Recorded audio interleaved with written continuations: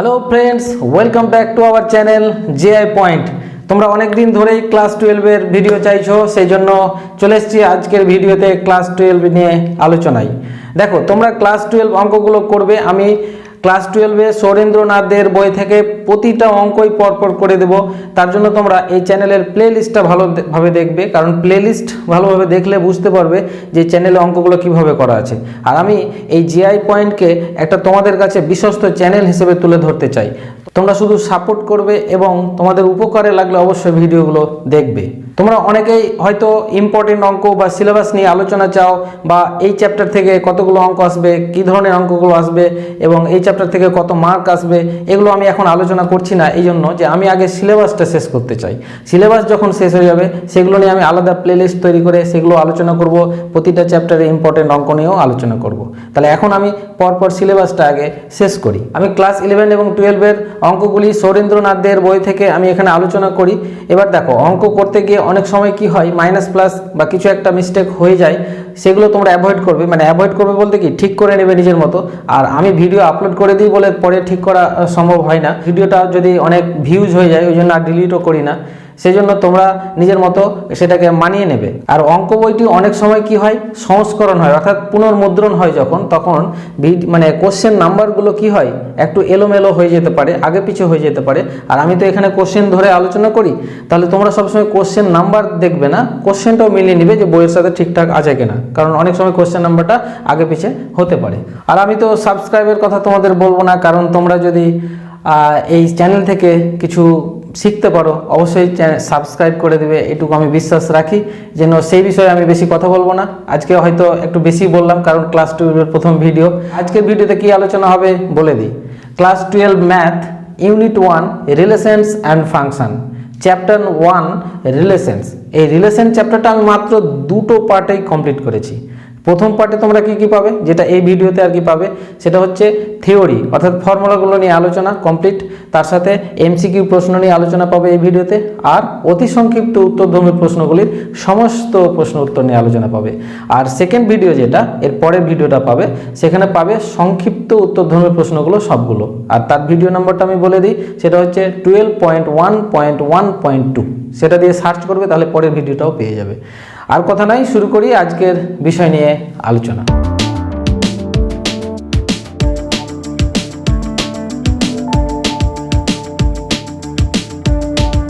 Relation class 12। Class 12 কেন বললাম, কারণ আমরা জানি রিলেশন ক্লাস 11 এবং ক্লাস 12 দুটোতেই রয়েছে। আর রিলেশন ভালোভাবে বুঝতে হলে তোমরা ভালোভাবেই জানো, সেটটা ভালোভাবে জানতে হবে। আশা করছি তোমাদের সেট ক্লাস 11-এ ভালোভাবে জানা রয়েছে। অসুবিধা থাকলে তোমরা সৌরেন্দ্রনাথদের বই অথবা আমার চ্যানেলে সেটের ভিডিও দেওয়া আছে, সেখান থেকে দেখে নিতে পারো। আর এই ক্লাস 12-এ রিলেশন করার আগে বলি, রিলেশনকে দুটো পার্টে ভাগ করা হয়েছে। একটা পার্ট ক্লাস 11-এ দেওয়া হয়েছে, আর একটা পার্ট ক্লাস 12-এ। ক্লাস 11-এ আমরা জেনেছি রিলেশন অর্থাৎ সম্বন্ধের সংজ্ঞা, ক্ষেত্র, পাল্লা এবং বিপরীত রিলেশন, মানে যেটাকে বলি আমরা বিপরীত সম্বন্ধ অর্থাৎ ইনভার্স রিলেশন। আর 12-এ আমরা জানবো বিভিন্ন ধরনের রিলেশন। তাহলে এই বিভিন্ন ধরনের রিলেশন জানার আগে প্রথমেই রিলেশনের ডেফিনেশনটা আগে জেনে নিই। খুব সহজভাবেই বুঝাবো আমি, তোমরা মনোযোগ সহকারে দেখো। আমি প্রথমে দুটো সেট ধরে নিলাম, যে দুটি সেট এ একটা আর একটা বি ধরলাম। এর এই দুটো সেটের কোনোটি যদি শূন্য সেট না হয়, কোনোটি শূন্য সেট না হলে, তাহলে দুটো সেট এ এবং বি ধরলাম, কোনোটি শূন্য সেট নয়, তাহলে এ ক্রস বি এর যে কোনো উপসেট বলতে সাবসেট যেটা কে এ সেট থেকে বি সেটে একটি রিলেশন বলতে সম্বন্ধ বলা হয়, সম্বন্ধ আর বলা হয়। তাহলে সম্বন্ধটাকে আর ধরে নিলাম। তাহলে ডেফিনেশনটা কি, যে এ এবং বি যদি শূন্য সেট না হয়, মানে এক কথায় এ বি এর মধ্যে একটা এলিমেন্ট কমপক্ষে থাকতেই হবে, বেশি থাকতে পারে কিন্তু শূন্য হবে না, শূন্য সেট হবে না। আর তাহলে এ ক্রস বি সেটের যে কোনো উপসেটকে আমরা এ সেট থেকে বি সেটের রিলেশন বলবো। তার মানে এই যে রিলেশন আর ধরেছি, এই আরটা কি হচ্ছে, সাবসেট হচ্ছে, মানে উপসেট হচ্ছে কার, এ ক্রস বি। এটাই বলেছে ডেফিনেশনে। তাই তো? আচ্ছা, উদাহরণ দিয়ে বুঝালে আরও ক্লিয়ার হয়ে যাবে ব্যাপারটা। তাহলে এখন দেখো, আমি যদি ধরে নিই সাপোজ যে এক্স কমা ওয়াই একটা ক্রমিত জোড়, এটা আর এর মধ্যে বিলংস করছে, যদি করে তাহলে ইমপ্লাইজ দ্যাট, তাহলে এক্স ওয়াই কার মধ্যে? এ ক্রস বি এর মধ্যেও করবে। কেন করবে? কারণ যেহেতু আরটা সাবসেট অফ এবি, আর এর মধ্যে যদি এক্স ওয়াই থাকে তাহলে এ ক্রস বি এর মধ্যে তো থাকবেই, এটাই। আচ্ছা, এবার আমরা জানবো যে এই যে যেমন এখানে লিখেছি যে এক্স কমা ওয়াই বিলংস করছে আর এর মধ্যে, রিলেশনের মধ্যে, এর মানে এক্স এর সঙ্গে ওয়াই রিলেশনে আছে, তাহলে এটাকে আমরা এভাবে লিখবো যে এক্স রিলেটেড টু ওয়াই, এইভাবে লেখা যায়। আর যদি আমরা লিখি যে এক্স কমা ওয়াই এই ক্রমিত জোড়টা আর এর মধ্যে নেই, does not belong to R, তাহলে কিভাবে লিখবো? তখন লিখবো যে এক্সটা is not related to Y, X Y এর সঙ্গে কোনো সম্বন্ধে নেই। এই হচ্ছে রিলেশন। এবার একটা জাস্ট উদাহরণ দিই, তাহলে তোমাদের কাছে ক্লিয়ার হয়ে যাবে। ধরে নাও একটা সেট আমি ধরলাম, সেটা 1 2 দুটো পদের একটা সেট ধরলাম, আর একটা সেট ধরলাম বি, এর মধ্যে দুটো পদ আমি ধরে নিলাম এ কমা বি, ছোট করেই ধরি তাহলে সুবিধা হবে বুঝতে।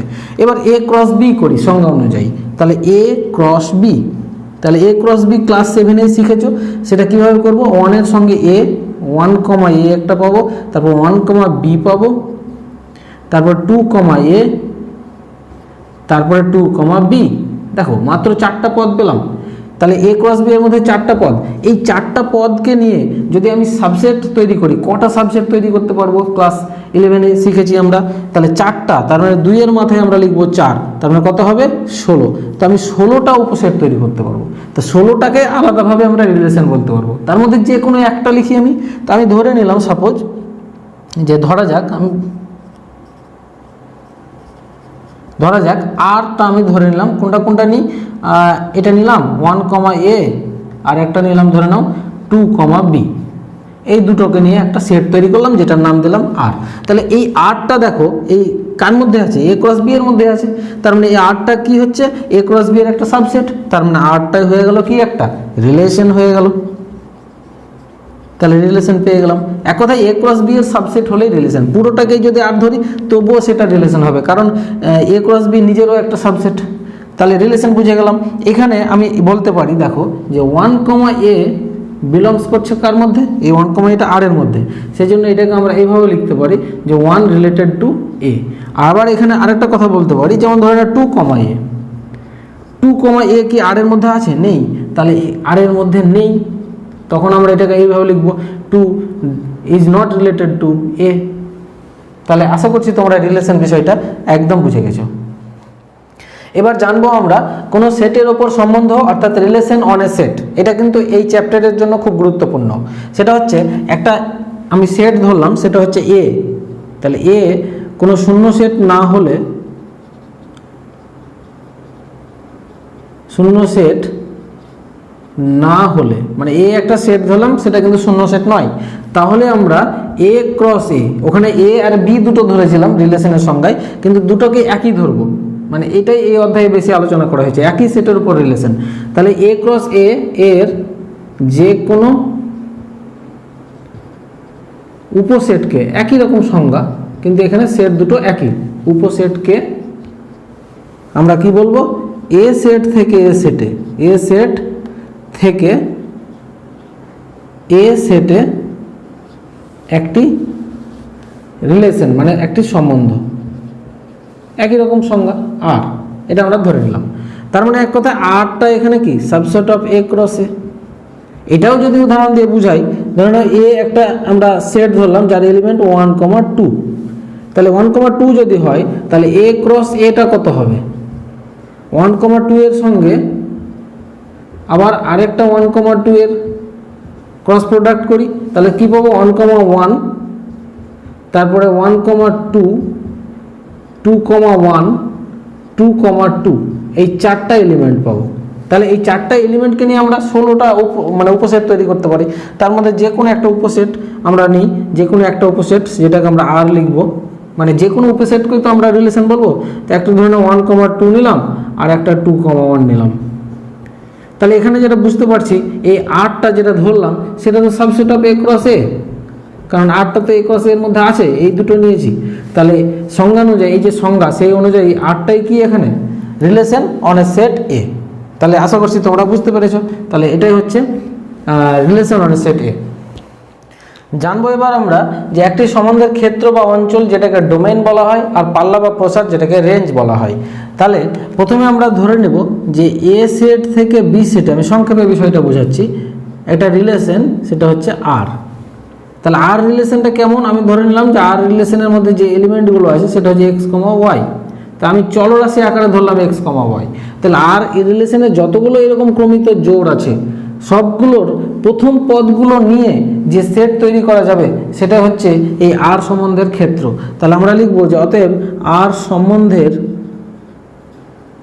সম্বন্ধের ক্ষেত্র, এটাকে আমরা লিখতে পারি ডোমেন অফ, তাহলে ডোম অফ লিখতে পারি, ডোম অফ আর ইকুয়াল টু এক্স। এই যে এক্স ওয়াই যে ক্রমিত জোড় আছে তার প্রথম পদকে এক্স, তাহলে এই এক্সগুলোকে নিয়ে আমি যে সেট তৈরি করব সেটাই হবে ডোমেন অফ আর। তাহলে এই এক্স ওয়াই কিন্তু থাকতে হবে কার মধ্যে, আর এর মধ্যে। এক্স ওয়াই আছে কার মধ্যে, আর এর মধ্যে, কিন্তু শুধু এক্স যে নিলাম এই এক্সগুলো নিয়ে যে সেট সেটা হচ্ছে ডোমেন অফ আর। হয়ে গেল। একই রকমভাবে আমরা যদি আর সম্বন্ধের পাল্লা বের করি, এটা উদাহরণ দিলে আরও ক্লিয়ার হয়ে যাবে তোমাদের কাছে। তাহলে এটাকে আমরা বলবো রেঞ্জ অফ আর, মানে আর এর রেঞ্জ বের করলাম। তার সংজ্ঞাটা কি, এই যে দ্বিতীয় পদ ওয়াই আছে এই দ্বিতীয় পদগুলো নিয়ে যে সেটটা সেটা হচ্ছে মানে রেঞ্জ।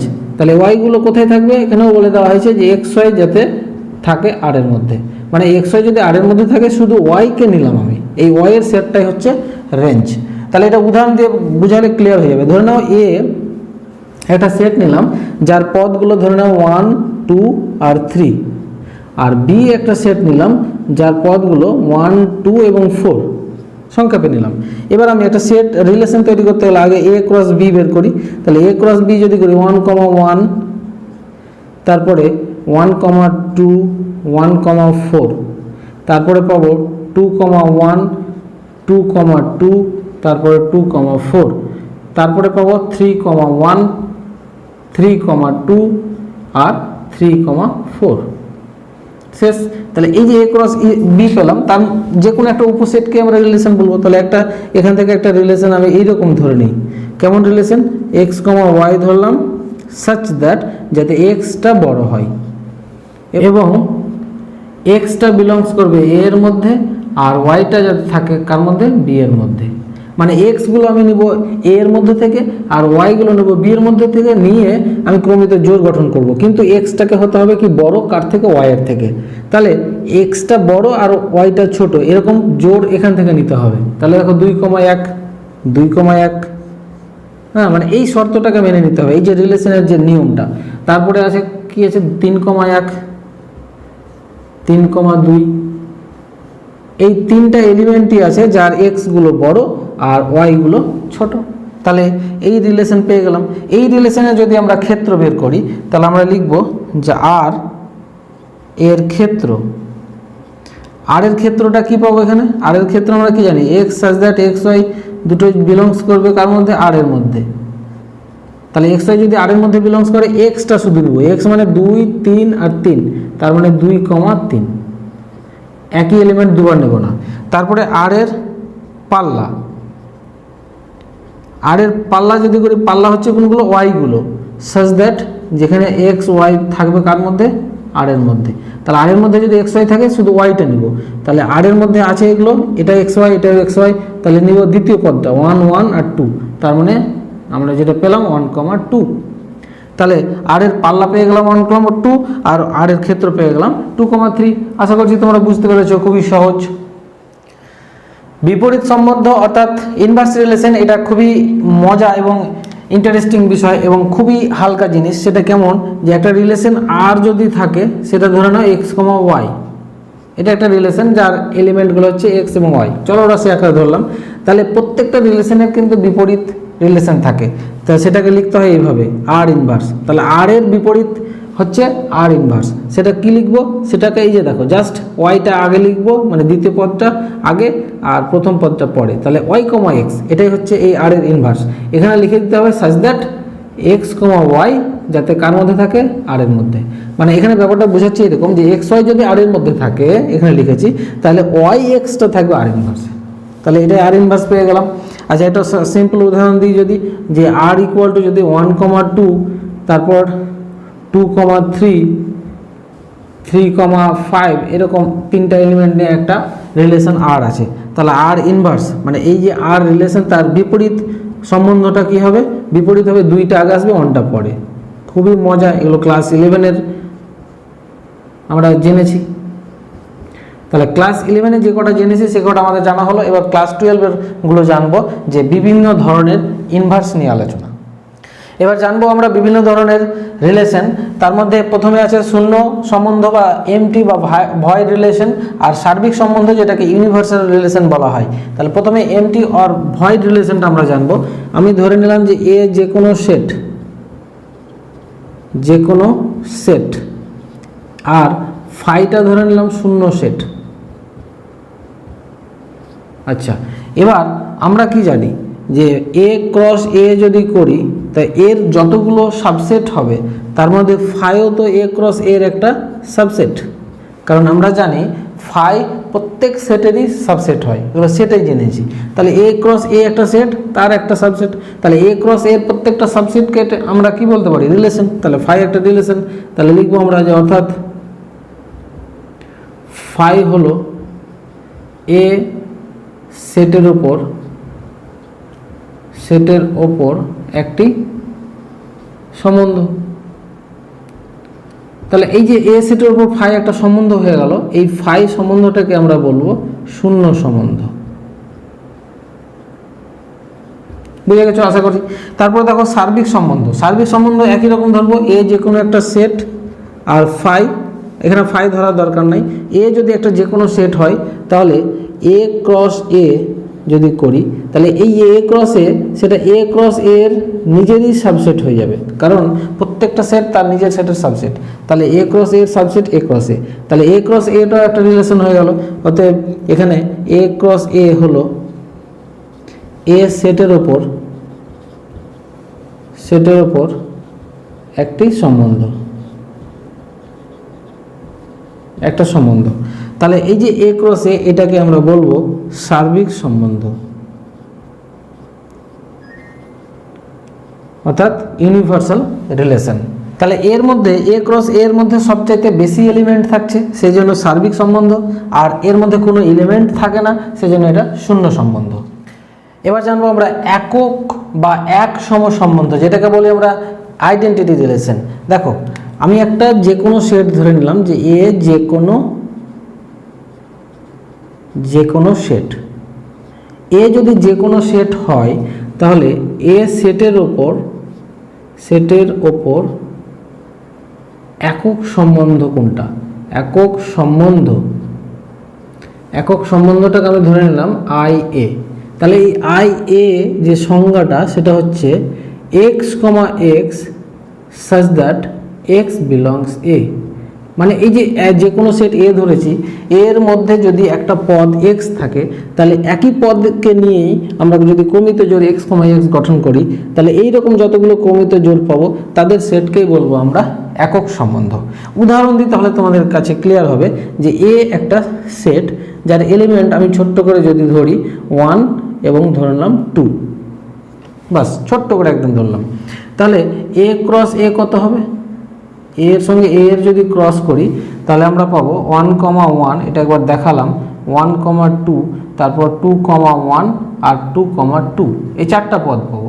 এই চারটা পদের মধ্যে কোনগুলো আই এর মধ্যে পড়বে, একক সম্বন্ধের মধ্যে পড়বে, সেগুলো হচ্ছে কি, যেগুলো একই X comma X such that X belong A, এইটা কোনগুলো হবে, সেটা হচ্ছে একই, যেটা এক্স এক্স একই, তার মানে এইটা আর একটা 2,2, তার মানে এই দুটো ছাড়া আর নাই। তাহলে 1,1 আর একটা 2,2, তাহলে এই দুটো যে নিয়ে যে সেটটা হলো এটাই হচ্ছে একক সম্বন্ধ।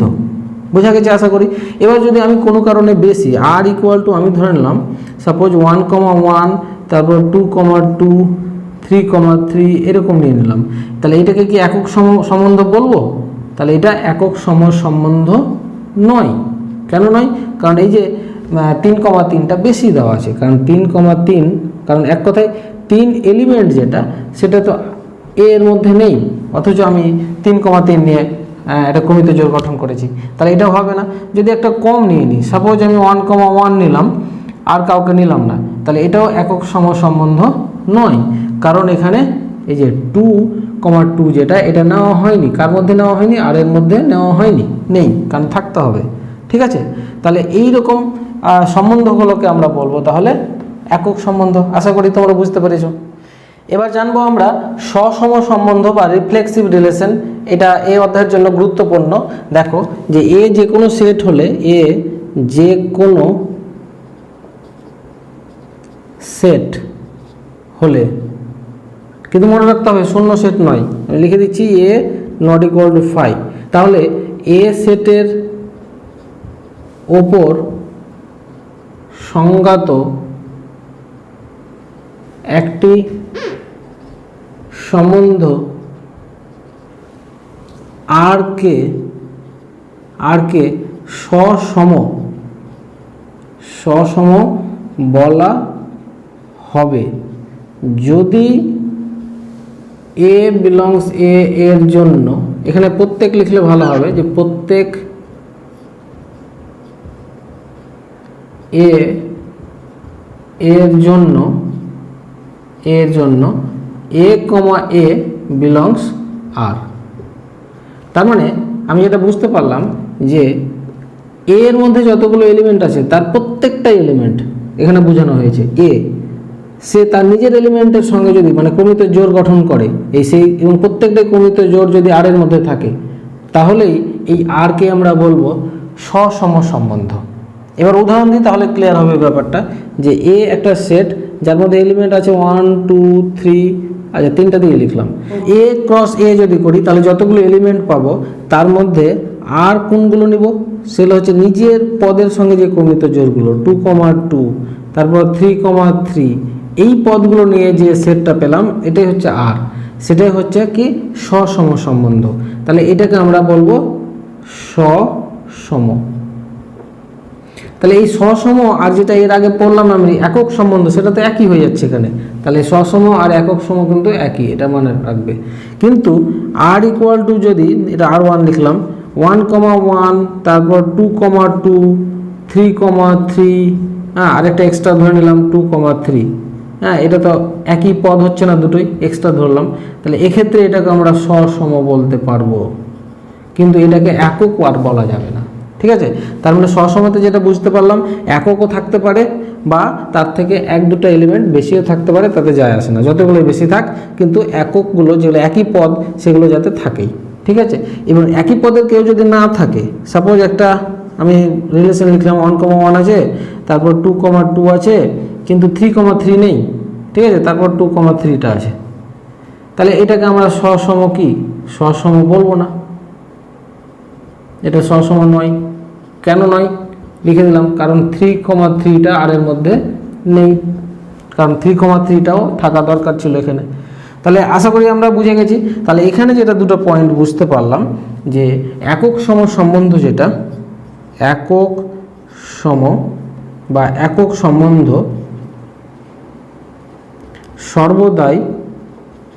সর্বদাই কি সসম সম্বন্ধ, সসম সম্বন্ধ। কিন্তু বিপরীত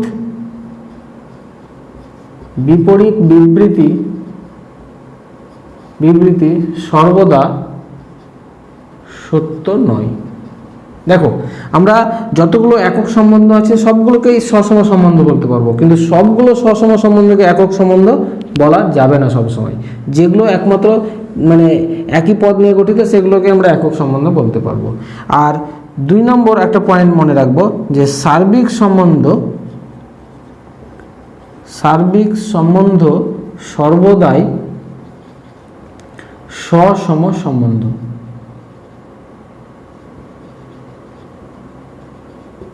কিন্তু এটাও একই রকম, বিপরীত বিবৃতি সর্বদা সত্য নয়। তার মানে যদি সম্বন্ধটা সার্বিক সম্বন্ধ হয়, কারণ তার মধ্যে 1 1 2 2 3 3 মানে এটা যদি আমরা এ ক্রস এ করি এবং প্রত্যেকটা এলিমেন্ট নিই, তো তার মধ্যে 1 1 2 2 3 3 তো থাকবেই, আর এক্সট্রা থাকলে যায় আসে না। তার মানে সার্বিক সম্বন্ধ সবসময় সসম সম্বন্ধ হবে, কিন্তু সসম সম্বন্ধ সবসময় সার্বিক হবে না।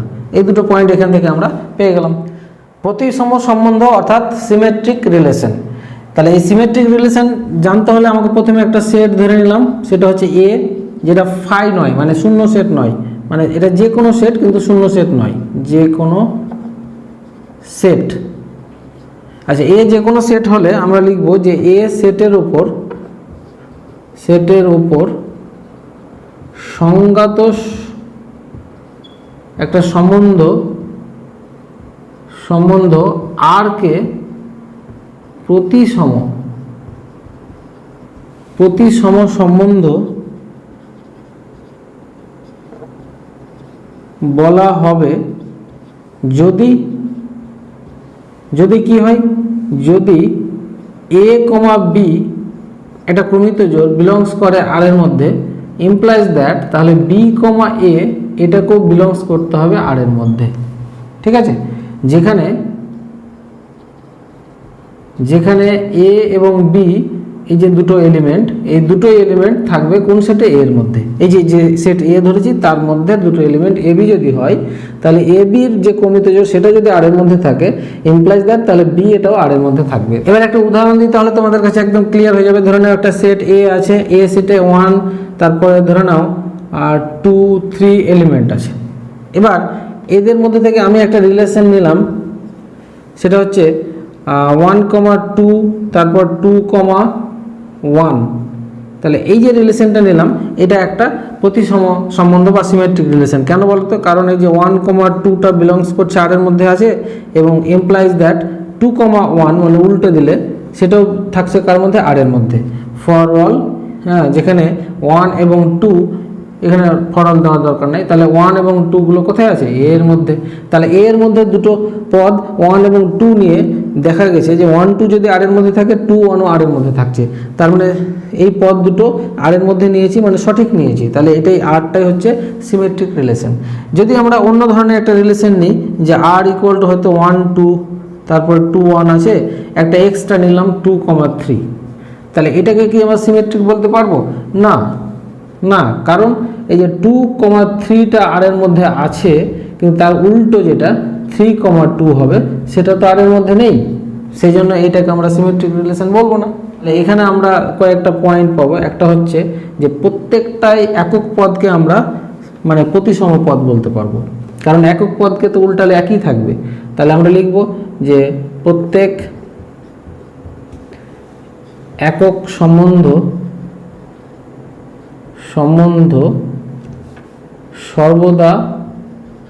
সর্বদাই প্রতিসম হবে। এটা একটা জানলাম। 2 নম্বর, তারপর প্রত্যেক বা সার্বিক সম্বন্ধ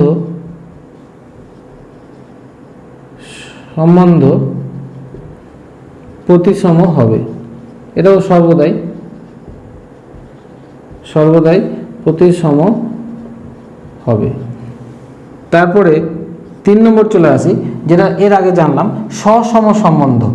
সেই সসম সম্বন্ধটাও প্রতিসম হবে, কিন্তু প্রত্যেকটাই হবে না। তাহলে আমরা লিখব যে সসম সম্বন্ধ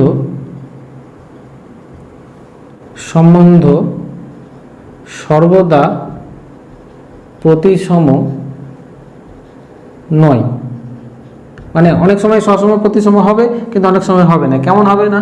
যেমন আর ইকুয়াল টু যদি আমরা লিখি, আমরা 1,1, 2,2, হ্যাঁ, তারপরে একটা লিখলাম 2,3, তাহলে এটা দেখো, এটা হচ্ছে সসম একটা সম্বন্ধ, কিন্তু এটা প্রতিসম নয়। এই জন্য দেখো 1,1কে চেঞ্জ করলে 1,1ই থাকছে, এটাও চেঞ্জ করলে এটাই পাচ্ছি, কিন্তু 2,3কে উল্টালে 3,2 যেটা এর মধ্যে নেই, সেই জন্য এটা প্রতিসম হবে না। কিন্তু এটা মানে কি বলবো, এটা সসম কিন্তু আছে। তাহলে আশা করছি বিষয়গুলো বোঝা গেছে। এবার জানবো আমরা সংক্রমণ সম্বন্ধ বা ট্রানজিটিভ রিলেশন। এর আগে একটা ছিল অ্যান্টিসিমেট্রিক বা বিপ্রতিসম রিলেশন, যেটা সিলেবাসের অন্তর্ভুক্ত নয়, সেই জন্য সেটা বাদ দিয়ে দিলাম। আমরা সরাসরি সংক্রমণ সম্বন্ধ জানবো। এখানেও একই রকমভাবে ধরে নেব যে এ শূন্য সেট নয়, এরকম যে কোনো একটা সেট, তাহলে এ সেটের ওপর সংজ্ঞাত একটি সম্বন্ধ আর কে কি বলবো, আমরা সংক্রমণ বলবো। সংক্রমণ সম্বন্ধ বলা হবে যদি যদি কি হয় এ কমা বি একটা কমিত জোড় বিলংস করে আর এর মধ্যে এবং তার আরেকটা কমিত জোড় বি কমা সি বিলংস করে আর এর মধ্যে। এখানে একটা মিল দেখতে পাচ্ছ তোমরা যে এর দ্বিতীয় পদ এর প্রথম পদের মিল থাকবে, তাহলে এর প্রথম আর এর দ্বিতীয় এই দুটো বিলংস করবে আর এর মধ্যে। তাহলে এখানে implies that A comma C belongs R. ঠিক আছে, যখন এই যে এ কমা বি কমা সি এই এলিমেন্টগুলো সবগুলোই থাকবে এই যে সেট এ তার মধ্যে। তাহলে আমরা কি বললাম, এ বি যার কমিত জোড় আরে থাকলে এবং বি সি এর কমিত জোড় আরে থাকলে এ সি এর কমিত জোড় আরে থাকবে। এইরকম সে মানে রিলেশনকে আমরা বলবো ট্রানজিটিভ রিলেশন। সেটা উদাহরণ দিয়ে বুঝাই। ধরে নাও একটা সেট আমরা ধরলাম 1 2 3 4 এর একটা সেট। যাই হোক, এবার এ ক্রস এ করার পর একটা রিলেশন আমি যদি ধরে নিই এরকম সিম্পল করে, যে সেটা হচ্ছে 1 কমা 2, তারপরে 2 কমা 3, তারপরে আমরা ধরে নিলাম 1 কমা 3, এরকম একটা রিলেশন ধরে নিলাম। তাহলে এখানে দেখো 1 কমা 2 বিলংস করছে আর এর মধ্যে এবং 2 কমা 3ও বিলংস করছে আর এর মধ্যে। ইমপ্লাইজ দ্যাট দেখো এর দ্বিতীয় এর প্রথম কিন্তু একই আছে, তাহলে 1 কমা 3 যেটা সেটাও বিলংস করতে হবে আর এর মধ্যে। তাহলে 1 কমা 3 তো আছে, তার মানে এই যে আর রিলেশন যেটা এটাকে বলবো আমরা ট্রানজিটিভ রিলেশন। তো আশা করি তোমরা বুঝতে পেরেছো। এবার এখানে দুটো পয়েন্ট আছে মনে রাখবে, যে সার্বিক রিলেশন যেটা বা সার্বিক সম্বন্ধ সর্বদাই কি হবে, সংক্রমণ হবে। এটা একটা হবে। আর 2 নম্বর মাথা রাখবা যে একটা মানে ট্রানজিটিভ রিলেশন যদি মানে আর একটা সম্বন্ধ সেটা যদি ট্রানজিটিভ হয়, এটা যদি সংক্রমণ হয় তাহলে আর এর ইনভার্স যেটা মানে বিপরীত সম্বন্ধ যেটা সেটাও সংক্রমণ হবে। বাস। সমতুল্যতা সম্বন্ধ অর্থাৎ ইকুইভ্যালেন্স রিলেশন, এটি খুব ইম্পর্টেন্ট। এটাও একই রকমভাবে সংজ্ঞা দেব যে শূন্য সেট নয়, এরকম একটা সেট ধরে নিই, শূন্য সেট নয় এমন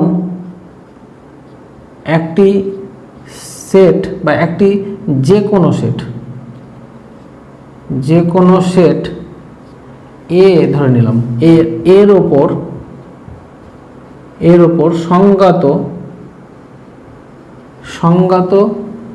সম্বন্ধ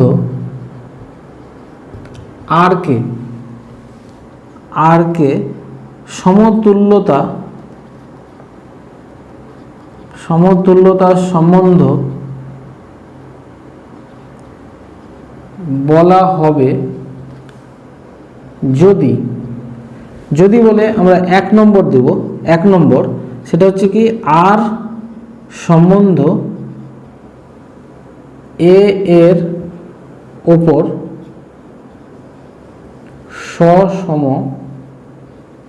হয়। আর সম্বন্ধটা যদি এ সেটের ওপর সসম হয়, এটা 1 নম্বর। অর্থাৎ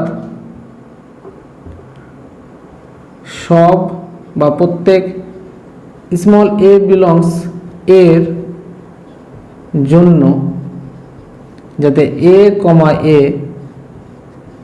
আর এর মধ্যে থাকে, এটা আমরা সসম সংজ্ঞায় জেনে গেছি, ওটাই লিখলাম। আচ্ছা, 2 নম্বর আর সম্বন্ধ এ এর ওপর প্রতিসম হয়, প্রতিসম হতে হবে। প্রতিসমটা কিভাবে হতে দেখে দিই, অর্থাৎ সব এ কমা বি বিলংস এ এর জন্য এ কমা বি যদি বিলংস করে আর এর মধ্যে, ইমপ্লাইজ দ্যাট তাহলে তার উল্টো বি কমা এ যে কমিত জোড় সেটাও বিলংস করতে হবে আর এ। তাহলে এটা প্রতিসমতে শিখেছি, তার সংজ্ঞা দিয়ে দিলাম। আর 3 নম্বর যেটা আছে সেটা হচ্ছে আর সম্বন্ধকে কি হতে হবে, আর সম্বন্ধ এ এর ওপর সংক্রমণ হয়। এগুলো সংজ্ঞা অলরেডি আমরা এর আগে জেনে গেলাম। অর্থাৎ এখানে 3টে ধরতে হবে, যে এ বি সি সব লিখি, সব A B C belongs capital A এর জন্য এ বি যদি বিলংস করে আর এর মধ্যে এবং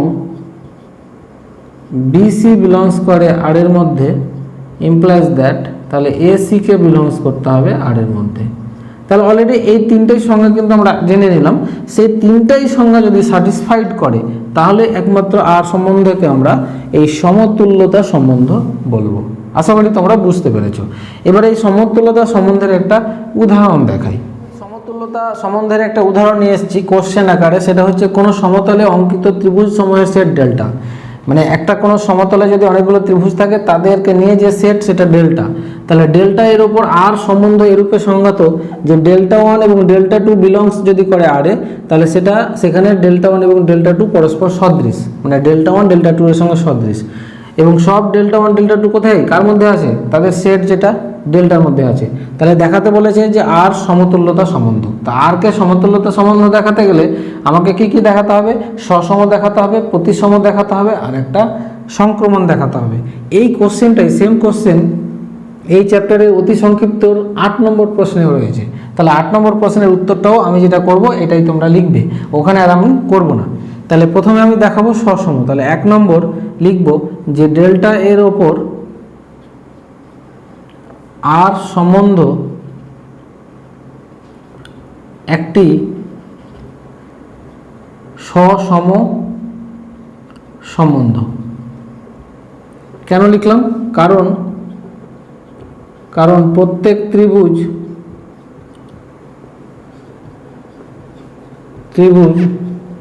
তার নিজের সঙ্গে সদৃশ। তাহলে এটা দেখানোর দরকার নাই, আমি লিখে দিলাম, কারণ প্রত্যেক ত্রিভুজই নিজের ত্রিভুজের সঙ্গে সদৃশ হয়, সেই জন্য সসম হয়ে গেল। 2 নম্বর ডেল্টা এর ওপর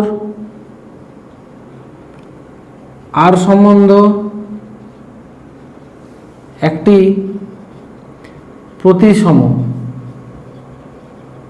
কারণ প্রতিসম সম্বন্ধ কেন, কারণ হচ্ছে যে delta one comma delta two এটা বিলংস যদি করে আর এর মধ্যে, এটা ইমপ্লাইজ করছে যে ডেল্টা ওয়ান ডেল্টা টু এর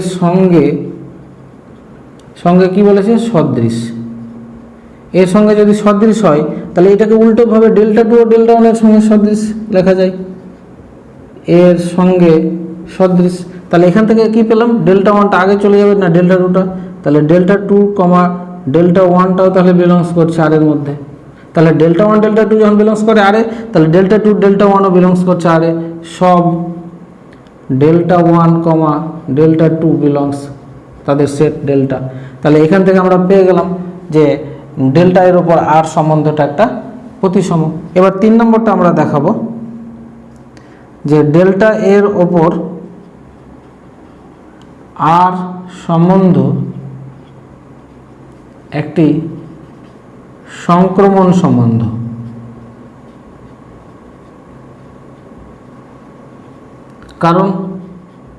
কারণ দেখো যে কারণ delta one comma delta two যদি বিলংস করে আর এ এবং delta two comma delta three belongs করে আর এ, তাহলে এটাকে আমরা ভেঙে লিখতে পারি যে ডেল্টা ওয়ানটা হচ্ছে ডেল্টা টু এর সঙ্গে কি সদৃশ, এবং এখানে লিখব ডেল্টা টুটা হচ্ছে ডেল্টা থ্রি এর সঙ্গে সদৃশ। ঠিক আছে, তাহলে এখানে আমরা দেখো ডেল্টা ওয়ান ডেল্টা টুর সঙ্গে সদৃশ, আবার এই ডেল্টা টুটাই কার সঙ্গে সদৃশ, ডেল্টা থ্রির সঙ্গে সদৃশ। তাহলে আমরা লিখতে পারি যে তাহলে ডেল্টা ওয়ানটা ডেল্টা থ্রি এর সঙ্গে কি সদৃশ। তার মানে এখান থেকে আমরা লিখব যে delta one comma delta three যেটা সেটাও বিলংস করছে আর এর মধ্যে। তাহলে ডেল্টা ওয়ান ডেল্টা টু যখন বিলংস করছে আরে এবং delta two delta three belongs করছে আরে, তাহলে ডেল্টা ওয়ান ডেল্টা থ্রিটা যদি আরে বিলংস করে তাহলে এটা সংক্রমণ হয়ে গেল। তাহলে এবার আমরা লিখব যে ডেল্টা এর ওপর আর একটি, প্রথমে কি বের করেছি সসম, তারপরে কি বের করেছি, প্রতিসম এবং সংক্রমণ, তিনটাই হয়ে গেছে সম্বন্ধ। তাহলে ডেল্টার উপর আমরা আর কে সসম, প্রতিসম এবং সংক্রমণ সম্বন্ধ দেখিয়ে দিয়েছি। তাহলে আমরা লিখব অতএব যে ডেল্টা এর ওপর আর একটি সমতুল্যতা সম্বন্ধ। তাহলে হয়ে গেল অ্যান্সার। এখানে শুধু তোমরা লিখবে যে সব ডেল্টা 1, ডেল্টা 2, ডেল্টা 3 সবাই বিলংস করছে ডেল্টার মধ্যে। তাহলে যে সমতুল্যতা প্রমাণ করতে বলা হয়েছে, সমতুল্যতা আমরা প্রমাণ করে দিলাম। কয়েকটা উপপাদ্য জানি, সেটা হচ্ছে 1 নম্বর যে R1 একটা ধরে নাও সমতুল্যতা সম্বন্ধ, আর একটা R2 সমতুল্যতা সম্বন্ধ, আমি মুখে বলে দিচ্ছি। তাহলে তাদের ইউনিয়ন যদি করি সেটা সমতুল্যতা হতেও পারে আবার নাও হতে পারে। 2 নম্বর হচ্ছে যদি R1 এবং R2-র ইন্টারসেকশন করি তাহলে এটা অবশ্যই সমতুল্যতা হবে, ঠিক আছে, আর এটা হতেও পারে নাও হতে পারে। 3 নম্বর হচ্ছে যে আর যদি একটা সমতুল্যতা সম্বন্ধ হয় তাহলে আর ইনভার্স যেটা সেটাও কিন্তু সমতুল্যতা সম্বন্ধ হবে। তাহলে আমাদের সব ধরনের ফর্মুলাগুলো জানা হয়ে গেল। এই ফর্মুলাগুলো বিশেষ করে তোমরা সমতুল্যতা কি, সসম কি, প্রতিসম কি এবং সংক্রমণ কি ভালোভাবে বুঝে নাও। তারপর আমরা এখন চলে যাব অঙ্ক নিয়ে আলোচনায়।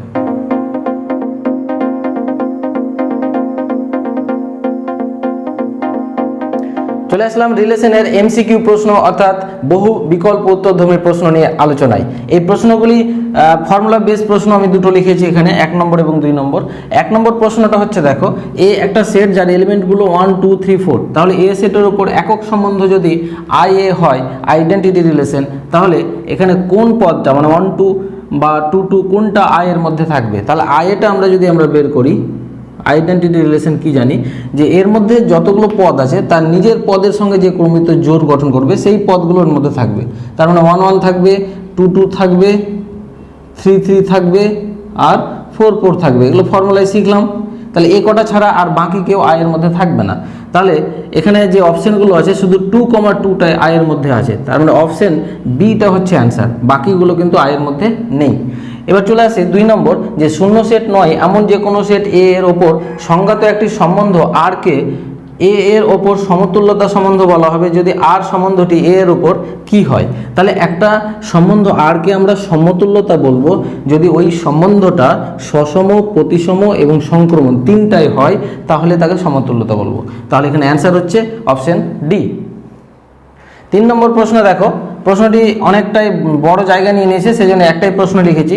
নিচের প্রদত্ত বিবৃতিগুলির কোনটি সত্য বলেছে। এখানে 4টা বিবৃতি দেওয়া আছে। প্রথম বিবৃতি দেখো, এ ইকুয়াল টু মানে 1, 2, 3 একটা সেট দেওয়া আছে এবং এই সেটের উপর একটা রিলেশন দেওয়া আছে যার এলিমেন্টগুলো 1, 1 একটা, 2, 2, 2, 3 আর 1, 2 হলে আর সম্বন্ধটা বলছে এ সেটের ওপর সসম হবে। তো আমরা কি জানি যে একটা রিলেশন যদি সসম হয় তাহলে অবশ্যই সেটাকে আইডেন্টিটি আগে হতে হবে। মানে এই যে দেখো এই 1, 1 আছে, 2, 2 আছে, তারপর 3, 3 এটাও থাকতে হবে।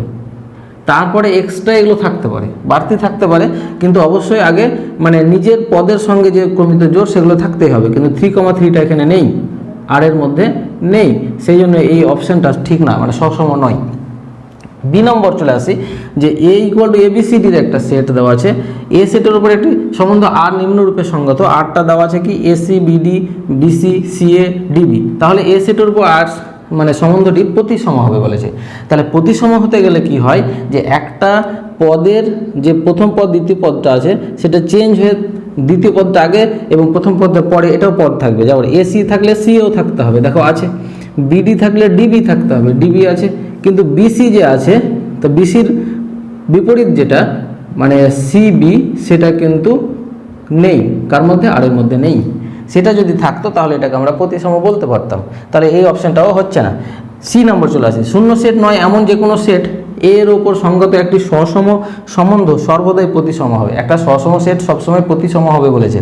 দেখি এটা যেন এ সেটের উপর যদি আমরা সসম সেট আমরা তৈরি করি, ধরে নাও আর তৈরি করলাম, তাহলে সসম হতে গেলে কি হবে 1, 1 নিতে হবে, 2, 2 নিতে হবে, তারপর 3,3 নিতে হবে।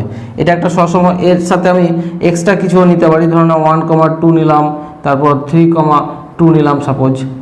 তো এইভাবে দেখো এবার এই যে এটা সসমত, কারণ মানে নিজের পদের সঙ্গে ক্রমিত জোড় গঠন করে আছেই তো সবগুলোই, তাহলে সেই জন্য সসম, এটা বেশি থাকতেই পারে। কিন্তু এখানে যে 1,2 নিয়েছি আমি, 1,2 দেখো আর এর মধ্যে আছে, ঠিক আছে, কিন্তু এর বিপরীত যেটা 2,1 সেটা তো আর এর মধ্যে আমি নিইনি, তাহলে এটা সসম প্রতিসম তো হচ্ছে না। তার মানে সব সসমকে আমরা প্রতিসম বলতে পারবো না, ঠিক আছে, সেই জন্য এটা সর্বদাই প্রতিসম হবে, এটাও ভুল। এবার চলে আসি ডি, শূন্য সেট নয় এমন যে কোনো সেট এ এর ওপর সংজ্ঞাত সার্বিক সম্বন্ধ সংক্রমণ। এটা আমরা থিওরিতেই জেনেছি যে সার্বিক সম্বন্ধ যদি হয় সেটা কিন্তু সংক্রমণ হবে, ঠিক আছে, তাহলে অপশন ডি হচ্ছে অ্যান্সার। 4 নম্বর প্রশ্ন, এখানে দেখো নিচের প্রদত্ত বিবৃতিগুলির কোনটি মিথ্যা, এখানে মিথ্যা বের করতে হবে, তার মানে একটা মিথ্যা আছে, বাকি 3টা সত্য হবে। দেখো এ নম্বর, যে শূন্য সেট নয় এমন যে কোনো সেট এ এর ওপর সংজ্ঞাত একক সম্বন্ধ সর্বদাই এ এর ওপর একটি সসম সম্বন্ধ। এটা আমরা থিওরিতেই জেনেছি যে আইডেন্টিটি রিলেশন সবসময় রিফ্লেক্সিভ হবে, মানে একক সম্বন্ধ সবসময় কি হবে, সসম সম্বন্ধ হবে। এটা তাহলে সঠিক, এটা নেব না। আচ্ছা, বি অপশন আছে, শূন্য সেট নয় এমন যে কোনো সেট এ এর ওপর সংজ্ঞাত একটি সসম সম্বন্ধ এ এর ওপর একটি একক সম্বন্ধ নাও হতে পারে। তার মানে এখানে জানলাম একক সম্বন্ধ সসম হবেই, কিন্তু সসম সবসময় একক হয় না, থিওরিতেই আলোচনা করেছি, এটাও সঠিক।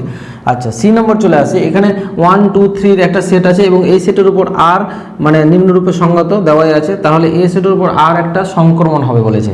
তাহলে আর যদি সংক্রমণ হয়, তাহলে আমি যদি এখান থেকে দেখাই, তাহলে যদি এইভাবে নিই যে 2,1 যেটা বিলংস করছে আর এ, এবং 1,2 সেটাও বিলংস করছে আর এ, তো এখান থেকে ইমপ্লাইজ যদি করি তাহলে কি হবে 2,2, তাহলে 2,2 সেটা আর এর মধ্যে কি বিলংস করছে না, আর এর মধ্যে বিলংস করছে না। কিন্তু হওয়া উচিত ছিল যে এর প্রথম পদ আর এর দ্বিতীয় পদ নিয়ে যে ক্রমিত জোড় 2,2টা যদি আর এর মধ্যে বিলংস করে তাহলে তো সেটাকে আমরা সংক্রমণ বলবো, কিন্তু বিলংস করছে না, এর মধ্যে নেই, তাহলে এটাই হচ্ছে সঠিক নয়, তাহলে এটাই মিথ্যা, তাহলে এটাই হচ্ছে অ্যান্সার।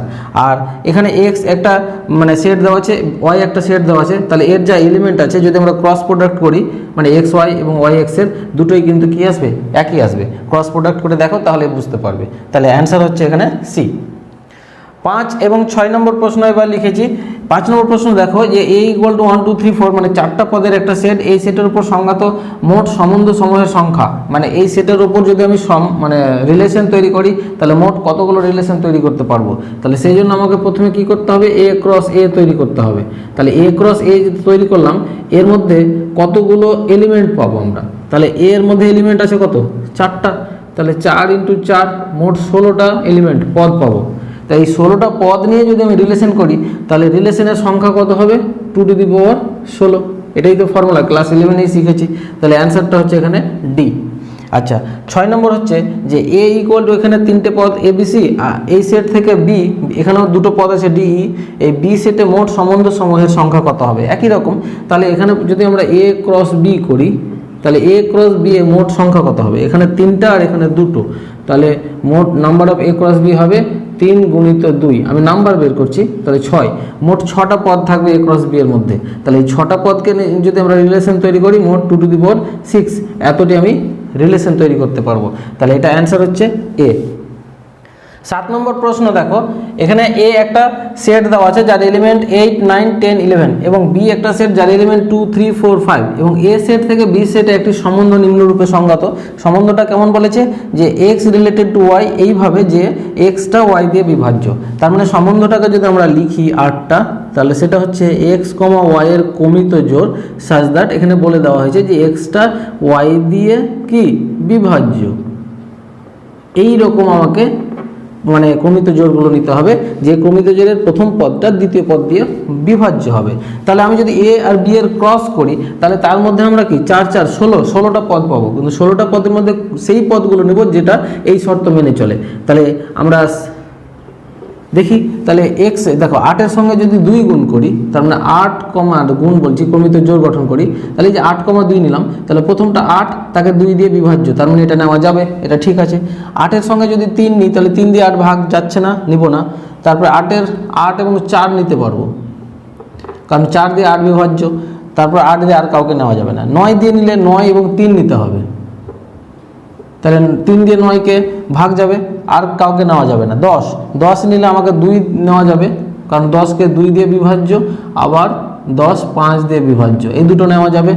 আচ্ছা 11 কোনো সংখ্যা দিয়ে বিভাজ্য নয়, তাহলে এই যে কটা পদ পেলাম এখানে 5টা, এই 5টা পদই এই শর্ত মেনে চলছে, তাহলে আর রিলেশনটা পেয়ে গেলাম। এই আর রিলেশনে এবার ক্ষেত্র বের করি, অতএব আর এর ক্ষেত্র।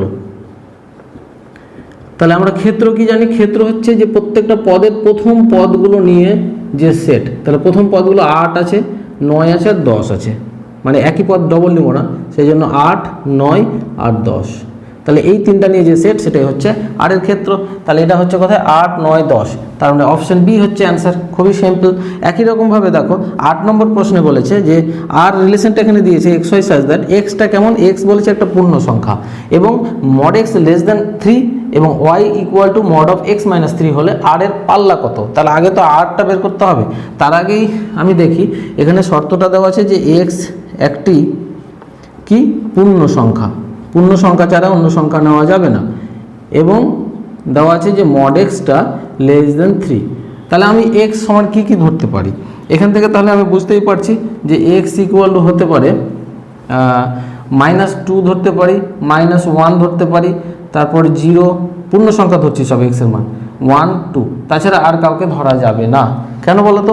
কারণ এখানে দেখো মড এক্স লেস দ্যান 3 বলেছে, তো মড এক্স এক্সের জায়গায় যদি আমি -2 বসাই তাহলে সেটা ইকুয়াল টু কত আসবে? সেটা ইকুয়াল টু +2 আসবে, কারণ মড থেকে যেই মান বেরোবে প্লাস হয়ে যাবে, তো সেটা তো লেস দ্যান 3, তার মানে 2টাও একটা পদ আমরা পাচ্ছি না, 2 না, এই যে -2টা আমরা ধরতে পারবো, কিন্তু এর বাইরে ধরা যাবে না, কারণ এর বাইরে যদি আমরা ধরি, ধরেন আমি -3 ধরে নিলাম সাপোজ, তাহলে ইকুয়াল টু তো 3, তাহলে 3 তো লেস দ্যান 3 হচ্ছে না, মানে অ্যান্সারটা যেটা আসবে সেটা যাতে লেস দ্যান 3 হয়, তাহলে এই শর্ত মেনে চলতে হবে, মড এক্স লেস দ্যান 3, সেই শর্ত একমাত্র মানবে এক্স এর কোন ভ্যালুগুলো? এগুলো। তাহলে এক্স এর মানগুলো আমরা পেয়ে গেলাম।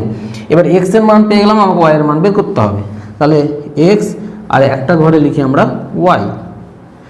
আচ্ছা, তাহলে ওয়াই ইকুয়াল টু কত এখানে লিখে রাখি, যে ওয়াই ইকুয়াল টু বলেছে x mod of X minus 3।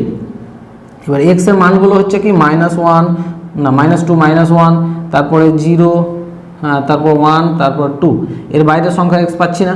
আচ্ছা -2 যদি এখানে বসাই, এক্স এই যে আমি এখানে রাফ করছি Y equal to mod of X minus 3, তো আমি যদি এক্সের জায়গায় -2কে বসাই -3, তাহলে কত হবে? মাইনাস মড অফ -5 সমান কত বেরোবে? 5 বেরোবে, তাহলে ওয়াইয়ের মান 5, তাহলে ওয়াইয়ের মান পেলাম 5।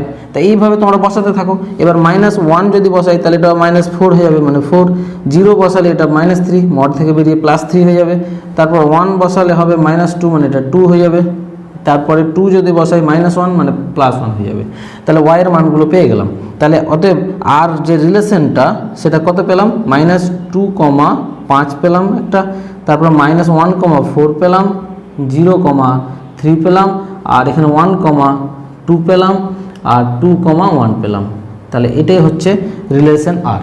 তাহলে আর রিলেশনটা যখন পেলাম, এখান থেকে পাল্লা বের করা খুব সহজ। তাহলে লিখি অতএব আর এর পাল্লা। তাহলে পাল্লা হচ্ছে কোনগুলো? দ্বিতীয় পদগুলো। তাহলে 5 4 3 2 1 সাজিয়ে লিখলে 1 2 3 4 5, তাহলে এটাই হচ্ছে আর এর পাল্লা। তাহলে এটা মিলছে কার সঙ্গে? এটা দেখি আমরা, এটা অপশন সি এর সঙ্গে। দেখো 1 2 3 4 5, আমি 1 2 3 এই দিক থেকে লিখেছি, একই ব্যাপার। তাহলে এটাই হচ্ছে অ্যান্সার। 9 নম্বর প্রশ্ন দেখো, এখানে বলেছে যদি সি থেকে আর এর ওপর ফাই সম্বন্ধটি এরকম হয় যে এক্স এবং ওয়াই ফাই সম্পর্কে আছে, কেমনভাবে সেটা ইমপ্লাই করেছে যে mod X equal to Y, অর্থাৎ প্রথমটার মড করলে দ্বিতীয়টা পাবো। তাহলে এখানে যে অপশানগুলো আছে কোনটা সঠিক হবে? প্রথমটার মড করে দেখবো 13 আসছে কিনা, বা এখানে বি এর অপশানে 3-এর মড করে দেখবো -3 আসছে কিনা, যেটা আসবে সেটা হচ্ছে অ্যান্সার। তাহলে এটা জাস্ট চেক করে নিই। সি বলেছে মানে এটা কমপ্লেক্স নাম্বার প্রথমটা হবে, আর পরেরটা কী হবে? আর মানে রিয়েল নাম্বার আসবে। তাহলে প্রথমটার মড করে দেখি, 2 + 3i, এটার মড করলাম। তাহলে মডের আমরা ফর্মুলা কি জানি? √, এটা কমপ্লেক্স নাম্বারের ফর্মুলা, সেটা হচ্ছে 2-এর স্কোয়ার প্লাস 3-এর স্কোয়ার হয়ে যাবে। তাহলে এটা কত? 2 দিয়ে 4, আর এটা 3 3-এ 9, তাহলে 9 + 4 মানে √13, কিন্তু এখানে তো শুধু 13 আছে, √13 আসছে, তাহলে এটা অপশন নেওয়া যাবে না। 3-এর যদি মড করি আমরা, তাহলে একই রকম 3ই থাকবে, -3 আসবে না। তারপর i + ওয়ান প্লাস আয়ের যদি আমরা মড করি তাহলে root over one square plus আয়ের পাশে সহগটা ওয়ান আছে, তাহলে ওয়ানের স্কোয়ার মানে এটা রুট টু হচ্ছে, টু আসছে না। তারপরে এখানে আয় আছে, তাহলে আয়ের যদি আমরা মড করি তাহলে এটা কী হবে, রুট ওভার আয়ের পাশের সহগটা কত, ওয়ানের স্কোয়ার, তার মানে কত আসছে, রুট ওয়ান মানে ওয়ান। এটা তাহলে অ্যান্সার মিলে যাচ্ছে, তাহলে অপশন ডি হচ্ছে অ্যান্সার। এবার চলে আসি 10 নম্বর প্রশ্ন। এখানে একটা সেট এ দেওয়া আছে যার এলিমেন্ট 1 2 3 এবং বলেছে এর ওপর আর সম্বন্ধটির দুটি পদ অলরেডি দেওয়া আছে 1 2 আর 1 3। তাহলে আর সম্বন্ধটি বলেছে সসম হবে, প্রতিসম হবে, কিন্তু সংক্রমণ হবে না। এই রকম যতগুলি আর পাওয়া যাবে তার সংখ্যাটা কত। তাহলে আমি আরটা যদি এখানে লিখি, আমি প্রথমেই বলে দিয়েছি যে সসম হতে হলে প্রত্যেকটা পদ তার নিজের পদের সঙ্গেই থাকবে ক্রমিত জোড় আকারে, তাহলে 2, 2ও থাকবে, 3, 3ও থাকবেই, তাহলে সসম হয়ে গেল। এবার সসম তার সাথে বলেছে যে এই দুটো পদ থাকবেই, তাহলে ওই দুটো পদ লিখে দিলাম। আচ্ছা, তাহলে এটা কিন্তু একটা সসম হয়ে গেল, কারণ বাড়তি থাকলে যায় আসে না, এই তিনটা থাকলেই সসম। এবার প্রতিসম বলেছে, প্রতিসম দেখুন 1,1 উল্টালে ওটাই থাকবে, প্রতিসম আছে। তাহলে 1,2 যখন আছে তাহলে 2,1কেও থাকতে হবে, তাহলে এটাকে উল্টে লিখলে 2,1ও থাকতে হবে, তাহলে প্রতিসম হবে। 3,1ও থাকতে হবে, উল্টে দিলাম। তাহলে এই যে সেটটা হলো এটা এখন প্রতিসম হয়ে গেল, তার মানে সসম হলো প্রতিসম হলো, দুটো হয়ে গেল। এবার বলেছে সংক্রমণ হবে, তাহলে সংক্রমণ যদি আমরা দেখাতে যাই তাহলে দেখো যে কোনো একটা যে 1,2 আছে, তারপরে 2 থেকে 2,1 যদি দেখায় তাহলে 1 1 সেটা আছে, তাহলে সংক্রমণ হয়ে যাচ্ছে। 1 3 আছে, 3 1, তাহলে 1 1 আছে, মানে যেটাই দেখায় চলে আসছে। যদি আরও একটা যদি নিই আমরা, দেখো 1,2 তার উল্টো নিয়েছি, তারপর 1,3 নিয়েছি, একমাত্র 2,3 বাকি আছে, তাহলে 2,3টাও যদি নিই তাহলে তার উল্টোও নিতে হবে, কারণ উল্টোটা না নিলে তো প্রতিসম হবে না। এত মানে সবগুলোকে এক কথায় নিয়ে নিলাম আমি। কটা, 1 2 3 4 5 6 7 8 9, টোটাল 9টা পদ তৈরি করা যাবে, 9টা হয়ে গেছে। এবার যদি আমরা দেখি তবুও কিন্তু সংক্রমণ হয়ে যাচ্ছে, মানে এখানে সংক্রমণ নয় এরকম দেখাতে পারা যাচ্ছে না। তার মানে এখানে অপশন যে দিয়েছে 1 2 3, একটাও অ্যান্সার হচ্ছে না, মানে এরকম কোনো আরই পাওয়া যাচ্ছে না যে এই তিনজনকে নিয়ে আমরা যে সেটটা তৈরি করবো রিলেশন, যেটা সংক্রমণ হবে না। তাহলে এগুলোর মধ্যে কোনোটাই আমরা অ্যান্সার বলবো না। বইয়ে তোমাদের অ্যান্সার কিন্তু আছে একটি, কিন্তু এখানে যদি না শব্দটা না থাকতো তাহলে কিন্তু এই একটি অ্যান্সারটা হতো, তাছাড়া হচ্ছে না। 11 নম্বর প্রশ্ন অর্থাৎ এমসিকিউ এর শেষ প্রশ্ন। দেখো এখানে একটা সেট দেওয়া আছে 1 2 3 এলিমেন্ট যার, এবং এই সেটের আর সম্বন্ধ নিম্নরূপে প্রদত্ত। তারের মধ্যে এই এলিমেন্টগুলো দেওয়া আছে, তাহলে বলেছে নিচের সঠিক উত্তরটি নির্বাচন করো। 1 নম্বর এ অপশনে বলেছে যে আর সম্বন্ধ সসম প্রতিসম কিন্তু সংক্রমণ নয়। তাহলে আমরা দেখব যে সসম প্রতিসম এবং সংক্রমণ হচ্ছে কিনা। তাহলে দেখো এই সেটে যেগুলো পদ আছে 1 2 3 4, তারা নিজেদের পদের সঙ্গে ক্রমিত জোড় আকারে আছে কিনা। 1 1 আছে, 2 2 আছে, 3 3 আছে, 4 4 আছে, তার মানে এটা সসম হয়ে গেল। আচ্ছা, তারপর প্রতিসম দেখব, যে কোনো একটা দিয়ে দেখা, যেমন 1,2 এটা আর এর মধ্যে আছে, কিন্তু এটাকে যদি উল্টে লিখি আমরা 2,1 কিন্তু আর এর মধ্যে নেই, তার মানে এটা প্রতিসম হচ্ছে না। তাহলে এই অপশনটা একমাত্র কোথায় আছে, অপশন বি এ, প্রতিসম নয়।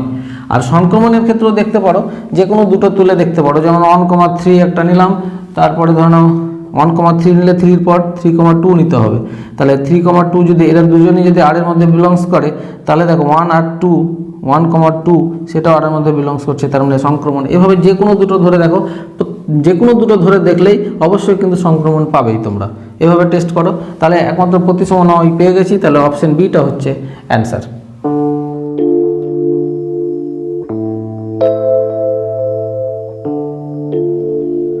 চলে আসলাম রিলেশনের উপর অতি সংক্ষিপ্ত উত্তর ধর্মের প্রশ্নগুলো নিয়ে আলোচনায়। আমি 1 নম্বর প্রশ্ন প্রথমে লিখেছি, সেটা হচ্ছে এ ইকুয়াল টু একটা সেট 1 3 5 এর, এবং বি একটা সেট আছে যার এলিমেন্ট 2 4 6, এবং আর সম্বন্ধ নিম্নরূপে সংগত, যেটা বলেছে যে এক্স ওয়াই এর সঙ্গে রিলেটেড কিভাবে, যাতে এক্স প্লাস ওয়াই এর মান জোড় হয়, এইরকম এক্স এবং ওয়াই এর মানগুলো নিতে হবে। তাহলে দেখাও যে এ সেট থেকে বি সেটে এই যে সম্বন্ধটা, এটা একটা শূন্য সম্বন্ধ প্রকাশ করে। তাহলে শূন্য সম্বন্ধ প্রকাশ করে, তার আগে আমরা দেখে নিই যে এ সেটের মধ্যে যে এলিমেন্টগুলো আছে সবগুলোই কিন্তু বিজোড়। তাহলে আমরা লিখব যে এ সেটের পদ তিনটি কি বিজোড়, এবং বি সেটের পদ তিনটি কি জোড়। তাহলে এ সেটের প্রত্যেকটাই পদ বিজোড়, বি সেটের প্রত্যেকটা পদই হচ্ছে জোড়। তাহলে এই যে জোড়ের সঙ্গে বিজোড় যদি যোগ করি তাহলে আমরা লিখব যে একটি বিজোড় এবং একটি জোড় সংখ্যার যোগফল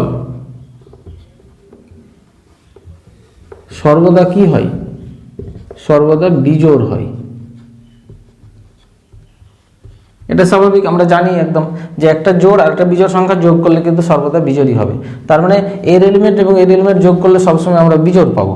তাহলে এখানে যেটা বুঝতে পারলাম যে এক্স বিলংস যদি এ এর মধ্যে থাকে, মানে এ এর মধ্যে যেগুলো আছে সেগুলোকে এক্স ধরলাম, আর ওয়াই যদি বি এর মধ্যে থাকে, তাহলে যেটা এটা লেখা আছে যেটা যে এক্স রিলেটেড টু ওয়াই, সেটা কেমনভাবে? এক্স প্লাস ওয়াই এর মান জোড় এর জন্য, মানে যে শর্তটা দেওয়া আছে এর জন্য যে আর আমরা সেটটা পাবো, সেটা যদি এক্স কমা ওয়াই যে সেট হয় such that X plus Y এর মান জোড়, এভাবে যদি লিখি আমরা, তাহলে এরকম কোনো এক্স কমা ওয়াই পদ কি আমরা পাচ্ছি যে তাদের যোগফল, মানে যোগফলটা জোড় হবে? তো সেটা তো আগেই বললাম যে এর এবং এর দুটো পদ যোগ করলে সবসময় বিজোড় হচ্ছে, জোড় তো পাচ্ছি না। তাহলে আমরা যেটা পাচ্ছি সেটা ফাই। তাহলে আর ইকুয়াল টু যেটা পেলাম ফাই সেট পাবো। তাহলে আমরা যেটা পেলাম যে এস থেকে বিতে আর সম্বন্ধ একটি শূন্য সম্বন্ধ। তাহলে লিখবো অতএব এ থেকে বিতে আর একটি শূন্য সম্বন্ধ প্রকাশ করে।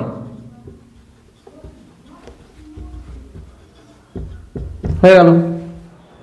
2 নম্বর প্রশ্ন এখানে বলছে যে কখন কোনো সেট এ এর ওপর সংজ্ঞাত একটি সম্বন্ধ সসম নয়। এটা একটা কোশ্চেন করেছে, এই কোশ্চেনের অ্যান্সারটাকে দিই, তারপর বাকিটা পড়ছি আমি।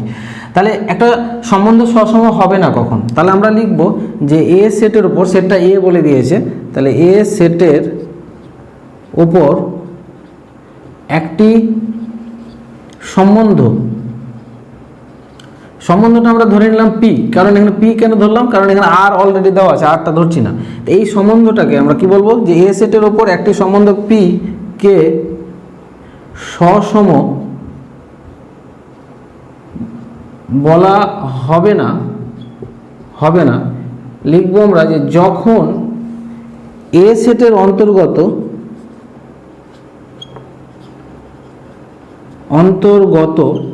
কমপক্ষে একটি পদ ধরে নিলাম, একটি পদ এক্স এর জন্য এক্স কমা এক্স তার যে একটা ক্রমিত জোড় সেটা does not belongs to P হয়। যদি দেখো এ সেটের মধ্যে যে পদগুলো আছে তার প্রত্যেকটা পদ যে কোনো, তার মধ্যে যে কোনো একটা পদ, ধরে নিলাম এক্স, সেই পদটা, তো এক্স যদি একটা পদ হয় তাহলে এক্স এর সঙ্গে এক্স এর মানে ক্রমিত জোড় যেটা, সেটা যদি পি এর মধ্যে না থাকে তাহলে সেটাকে আমরা সসম বলবো না। আমরা কি জানি যে একটা সেটের প্রত্যেকটা এলিমেন্ট তার নিজের পদের সঙ্গে যে ক্রমিত জোড় সেটা যদি থাকে ওর মধ্যে, তাহলে সেটাকে আমরা সসম বলবো। তো যদি না থাকে তাহলে সেটাকে সসম বলবো না। হয়ে গেল, এটাই চেয়েছে। তারপর বলেছে মনে করো এ একটা সেট দেওয়া আছে এ বি সি ডি যার এলিমেন্ট, তারপর বলেছে এর ওপর একটি সম্বন্ধ হলো আর, সেই আর সম্বন্ধটা কিন্তু দেওয়া আছে। তাহলে এর ওপর আর কি সসম? এখানে যে আরটা দেওয়া আছে এটাকে কি সসম বলা যাবে? তাহলে আমরা এখানে চেক করি। তাহলে লিখব আর এর ক্ষেত্রে দেখো এ যে এলিমেন্টটা তার নিজের এলিমেন্টের সঙ্গে ক্রমিত জোড় দেখো আছে, তারপর সি যেটা সিসি আছে, ডি ডিডি আছে, এ এ আছে, শুধু বি নাই কিন্তু, তার মানে এটাও সসম হবে না।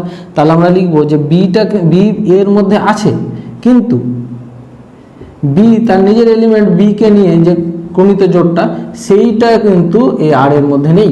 আর এর মধ্যে যেহেতু নেই তাহলে এটাকে সসম বলবো না। তাহলে লিখবো আমরা যতএব এ এর ওপর আর সসম সম্বন্ধ নয়। হয়ে গেল অ্যান্সার। 3 নম্বর প্রশ্ন এখানে বলছে কখন কোনো সেট এ এর ওপর সংজ্ঞাত একটি সম্বন্ধ প্রতিসম নয়, সেখানে ছিল সসম নয়, এটা প্রতিসম নয় হবে কখন। তাহলে আমি লিখি আগে, তারপর বোঝাচ্ছি তোমাদের যে এ এর ওপর, এ একটা সেট, এর ওপর সংজ্ঞাত একটি রিলেশন মানে সম্বন্ধ আমি ধরে নিলাম, সেটাকে পি। তাহলে এই পি কে প্রতিসম বলা হবে না যখন, মানে কখন বলা হবে না সেটা আমি অ্যান্সারটা বের করছি, যখন যে এ কমা বি এর যে কোনো দুটো পদ ধরে নিলাম, কার মধ্যে, এ এর মধ্যে, এর জন্য বা যে কোনো দুটি পদ, মানে এ বি যে কোনো দুটো পদ যদি এর মধ্যে বিলংস করে তাহলে এর জন্য যদি এ কমা বি এর ক্রমিত জোড় যদি পি এর মধ্যে থাকে, কিন্তু বি কমা এ এর উল্টোটা কোথায়, সেটা যদি পি এর মধ্যে না থাকে, তাহলে আমরা এই পি যে সম্বন্ধটা ধরেছি এটাকে আমরা প্রতিসম বলতে পারবো না। প্রতিসম বলতে পারবো তখনই এ বি যদি পি এর মধ্যে বিলংস করে, তাহলে বি এটাও বিলংস করবে পি এর মধ্যে। এটাকে উল্টোভাবে লিখলেও হবে যে বি এ বিলংস করছে পি, কিন্তু এটা করছে না, যে কোনো একটা না করলে এটা প্রতিসম নয়। বাস হয়ে গেল এটা। এবার তারপরে বলেছে যে একটা সেট দেওয়া আছে এক্স, যার এলিমেন্টগুলো হচ্ছে 1 2 3 4 এবং এক্সের উপর একটা সম্বন্ধ আর দেওয়া আছে। এবার বলেছে এই যে এক্সের উপর যে আর সম্বন্ধটা, এটা কি প্রতিসম, মানে এই যে আর সম্বন্ধটা প্রতিসম। তাহলে চেক করি, তাহলে আমরা লিখবো যে প্রদত্ত আর এর ক্ষেত্রে মানে যে আরটা দেওয়া আছে তার ক্ষেত্রে আমরা এখন মিলাই প্রতিসম। দেখো 3 4 আছে, তার উল্টো কি হবে, 4 3 আছে, 2 2 2 2 উল্টো তো ওটাই হবে। তারপর 2 3 কে উল্টে লিখলে কি হবে, 3 2 কি এখানে আছে, নাই। তারপর 1 2 কে উল্টে লিখলেও নাই, তার মানে এটাও প্রতিসম নয়। তো যে কোনো একটা লিখি, আমরা লিখবো যে 1 2 কিন্তু বিলংস করছে কার মধ্যে, এক্স এর মধ্যে কিন্তু বিলংস করছে। দেখো 1 2 দুটোই এক্স এর মধ্যে আছে, অথচ 1 2 যে ক্রমিত জোড় সেটা এক্স কার মধ্যে, আর এর মধ্যে আছে, কিন্তু তার উল্টো যেটা 2 1 সেটা আর এর মধ্যে নেই। তাহলে যেহেতু নেই, তাহলে আমরা এই আর যে রিলেশনটা সেটাকে কি বলবো, প্রতিসম নয় বলবো। আর একটা উদাহরণ দেওয়া যায়, কিন্তু একটা দিলেই যথেষ্ট। তখন লিখবো অতএব এ এর ওপর, না এ তো নয়, এটা এক্স সেটের উপর, এক্স এর উপর আর একটি প্রতিসম সম্বন্ধ নয়। এইভাবে ডেসক্রিপটিভভাবে অ্যান্সারগুলো দিতে হবে। চলে আসলাম 5 নম্বর প্রশ্নে। আমি 4 নম্বর প্রশ্ন এখানে লিখিনি, কারণ 4 নম্বর প্রশ্নটা হচ্ছে বিপ্রতিসমর উপর অঙ্কটা রয়েছে, আর বিপ্রতিসম তোমাদের সিলেবাসে নেই, সেজন্য আলোচনা করলাম না। আমি 5 নম্বর প্রশ্নে চলে আসলাম যে কখন কোনো সেট এর ওপর সংগত একটি সম্বন্ধ সংক্রমণ নয়, সংক্রমণ হবে না কখনো। তাহলে সংক্রমণের ফর্মুলাটাই লিখি আমরা, যে এ সেটের উপর, এ সেট তো দেওয়া আছে, এ সেটের ওপর একটি সম্বন্ধটা আমরা ধরে নিলাম পি কে সংক্রমণ বলা হবে না যখন কি, যে স্মল, আমি এবিসি দিয়ে ধরি, হ্যাঁ স্মল এ বি সি তিনটা পদ ধরে নিলাম কি এ এর মধ্যে আছে। তার মানে এ সেটের অন্তর্গত তিনটি পদ এবিসি এর জন্য যদি দেখি আমরা যে এ বি বিলংস করছে কার মধ্যে, এই যে রিলেশন পি এর মধ্যে, এবং তা বিসি সেটাও বিলংস করছে পি এর মধ্যে, কিন্তু এসি এইটা যদি পি এর মধ্যে বিলংস না করে, তাহলে এটা মানে কি সংক্রমণ হবে না। তাহলে আমরা জানি সংক্রমণ হয় কখন, এ বি যদি পি এর মধ্যে বিলংস করে, বিসি করে, তাহলে এর প্রথম পদ এ আর এর দ্বিতীয় পদ সি দুটো নিয়ে যে এসি সেটাও বিলংস করতে হবে পি এর মধ্যে, তাহলে সংক্রমণ হয়। মানে এগুলো সংজ্ঞাতে তো আমরা জেনে গেছি আগেই। তাহলে বিলংস যদি না করে তাহলে এটা সংক্রমণ হবে না, হয়ে গেল এটা। তারপরে একটা সেট দেওয়া আছে এ, যার এলিমেন্ট 1 2 3 4, আর তার রিলেশনটাও দেওয়া আছে এ সেটের উপর। তাহলে এই এ সেটের উপর যে আর রিলেশনটা দেওয়া আছে সেটা কি সংক্রমণ হবে? তাহলে টেস্ট করে দেখে নিই এখানে যে কোনো এলিমেন্ট দিয়ে। তাহলে এখানে প্রদত্ত আর এর ক্ষেত্রে যেমন ধরে নাও এখানে 1 2 3 2 3, হ্যাঁ 2 3 দিয়ে দেখি, দেখো 2 3 এগুলো কি কার মধ্যে আছে? এ এর মধ্যে আছে 2,3। তাহলে দেখো 2,3 যে কমিত জোড় সেটা আর এর মধ্যে আছে, এবং এর উল্টো যদি আমরা দেখি 3,2 আর এর মধ্যে আছে। এটা উল্টো হবে না, কিভাবে নিতে হয় দেখো 2,3 তাহলে 3তে শেষ হলো, তাহলে 3 দিয়ে শুরু, এইভাবে নিতে হয় এটা, ঠিক আছে। এটা যে লাস্ট পদটা এর প্রথম পদ নিতে হবে, তাহলে এর লাস্ট পদ এটা নিতে আর এটা নিতে হচ্ছে, তাহলে মিলছে, নাহলে তো মিলবে না, সেই জন্য এইভাবে নিলাম। তাহলে এটা যদি হয় কিন্তু দেখো এই যে এর প্রথম পদ আর এর শেষ পদ, এই যে যেখানে এসি যেমনভাবে করলাম, তাহলে এর প্রথম পদ 2, এর শেষ পদ 2, এইটা 2,2 এইটা কি আর এর মধ্যে আছে? দেখো 2,2 তো আর এর মধ্যে নেই, তার মানে 2,2 যদি আর এর মধ্যে থাকতো তাহলে এটাকে আমরা সংক্রমণ বলতাম, তো নেই, তাহলে আমরা বলবো অতএব এ সেটের ওপর সংজ্ঞাত আর সম্বন্ধটি কি বলবো? সংক্রমণ নয়। হয়ে গেল অ্যান্সার। 7 নম্বর প্রশ্নে চলে আসলাম। 6 নম্বর লিখলাম না, কারণ আবার 6 নম্বরে বিপ্রতি সম আছে, যেটা সিলেবাসের অন্তর্গত নয়। তাহলে 7 নম্বর কোশ্চেন এখানে দেখো, এর মধ্যে মোট 8টি কোশ্চেন রয়েছে, আমি 7-এর 1 নম্বর লিখেছি। প্রত্যেকটা কোশ্চেন থেকে বলেছে যে নিচে সংজ্ঞাত প্রত্যেকটি সম্বন্ধের ক্ষেত্র ও পাল্লা নির্ণয় করো। তাহলে ক্ষেত্র এবং পাল্লা নির্ণয় করা তো খুবই সহজ, কিন্তু আগে আমাকে রিলেশনটা বের করতে হবে। রিলেশন পেয়ে গেলে আমরা ক্ষেত্র পাল্লা সহজেই বের করে নেব। আচ্ছা, রিলেশনের প্রথম পদগুলো মানে প্রত্যেকটা ক্রমিত জোড়ের প্রথম পদগুলো নিয়ে হয় ক্ষেত্র, আর দ্বিতীয় পদগুলো নিয়ে হয় পাল্লা। তাহলে রিলেশনটা যেটা বলেছে যে R1 = a, 1/a such that এগুলো কেমন বলেছে 0 থেকে 5-এর মধ্যে, এবং এ হচ্ছে অখণ্ড সংখ্যা। তাহলে এটা আগে লিখি আমরা শর্তটা, যে 0 a 5 এবং a একটি অখণ্ড সংখ্যা। তাহলে অখণ্ড সংখ্যাগুলো কি আছে? 0 থেকে 5-এর মধ্যে অখণ্ড সংখ্যা কি পাবো? 0 থেকে বড় অখণ্ড সংখ্যা 1, তার থেকে বড় 2, তার থেকে বড় 3, তার থেকে বড় 4, তার থেকে বড় 5। তো 5 নেওয়া যাবে না, 5-এর ছোট বলেছে। তাহলে এর মান এই 4টাই আমরা পেলাম। তাহলে এর মানগুলো এবার R1 এ বসিয়ে দিই। অতএব R1 = এর জায়গায় যদি বসাই 1, 1/1, তার মানে 1 হবে শুধু এটা। তারপরে পাবো 2, 1/2, পরপর শুধু বসিয়ে দিই মানগুলো। তাহলে এইটাই হচ্ছে আর। রিলেশন পেয়ে গেলাম। এবার খুব সহজ, এবার লিখবো আমরা অতএব যে R1 এর ক্ষেত্র। R1 এর ক্ষেত্র কোনটা? ক্ষেত্রের ফর্মুলা আমরা জানি, সেটা হচ্ছে এটা প্রথমটা, আমি প্রথমে লিখে দিই a such that যাতে a, 1/a থাকে R1 এ। R1 এর মধ্যে যদি a, 1/a থাকে, তাহলে এই a গুলো নিয়ে যেটা সেট সেটা হচ্ছে ক্ষেত্র। তাহলে a গুলো কোনগুলো? প্রথমটা a, এই প্রথমগুলো হচ্ছে a। এই প্রথমগুলো আমরা বসিয়ে দিই, তাহলে 1, 2, 3, 4 হয়ে গেল অ্যান্সার। এবার পাল্লা করব আমরা, যে R1 এর পাল্লা। তাহলে R1 এর পাল্লা কোনগুলো? দ্বিতীয় পদটা, মানে 1/a such that a, 1/a ক্রমিত জোড়টা যদি বিলংস করছে R1 এর মধ্যে। R1 এর মধ্যে যদি a, 1/a থাকে, তাহলে এই যে দ্বিতীয়টা 1/a যেগুলো, সেগুলো নিয়ে পাল্লা হয়। তাহলে 1/a হচ্ছে দ্বিতীয় পদটা, 1/2, 1/3, 1/4। তাহলে 1/2, 1/3, 1/4। তাহলে পাল্লার সেটটা পেয়ে গেলাম, হয়ে গেল অ্যান্সার।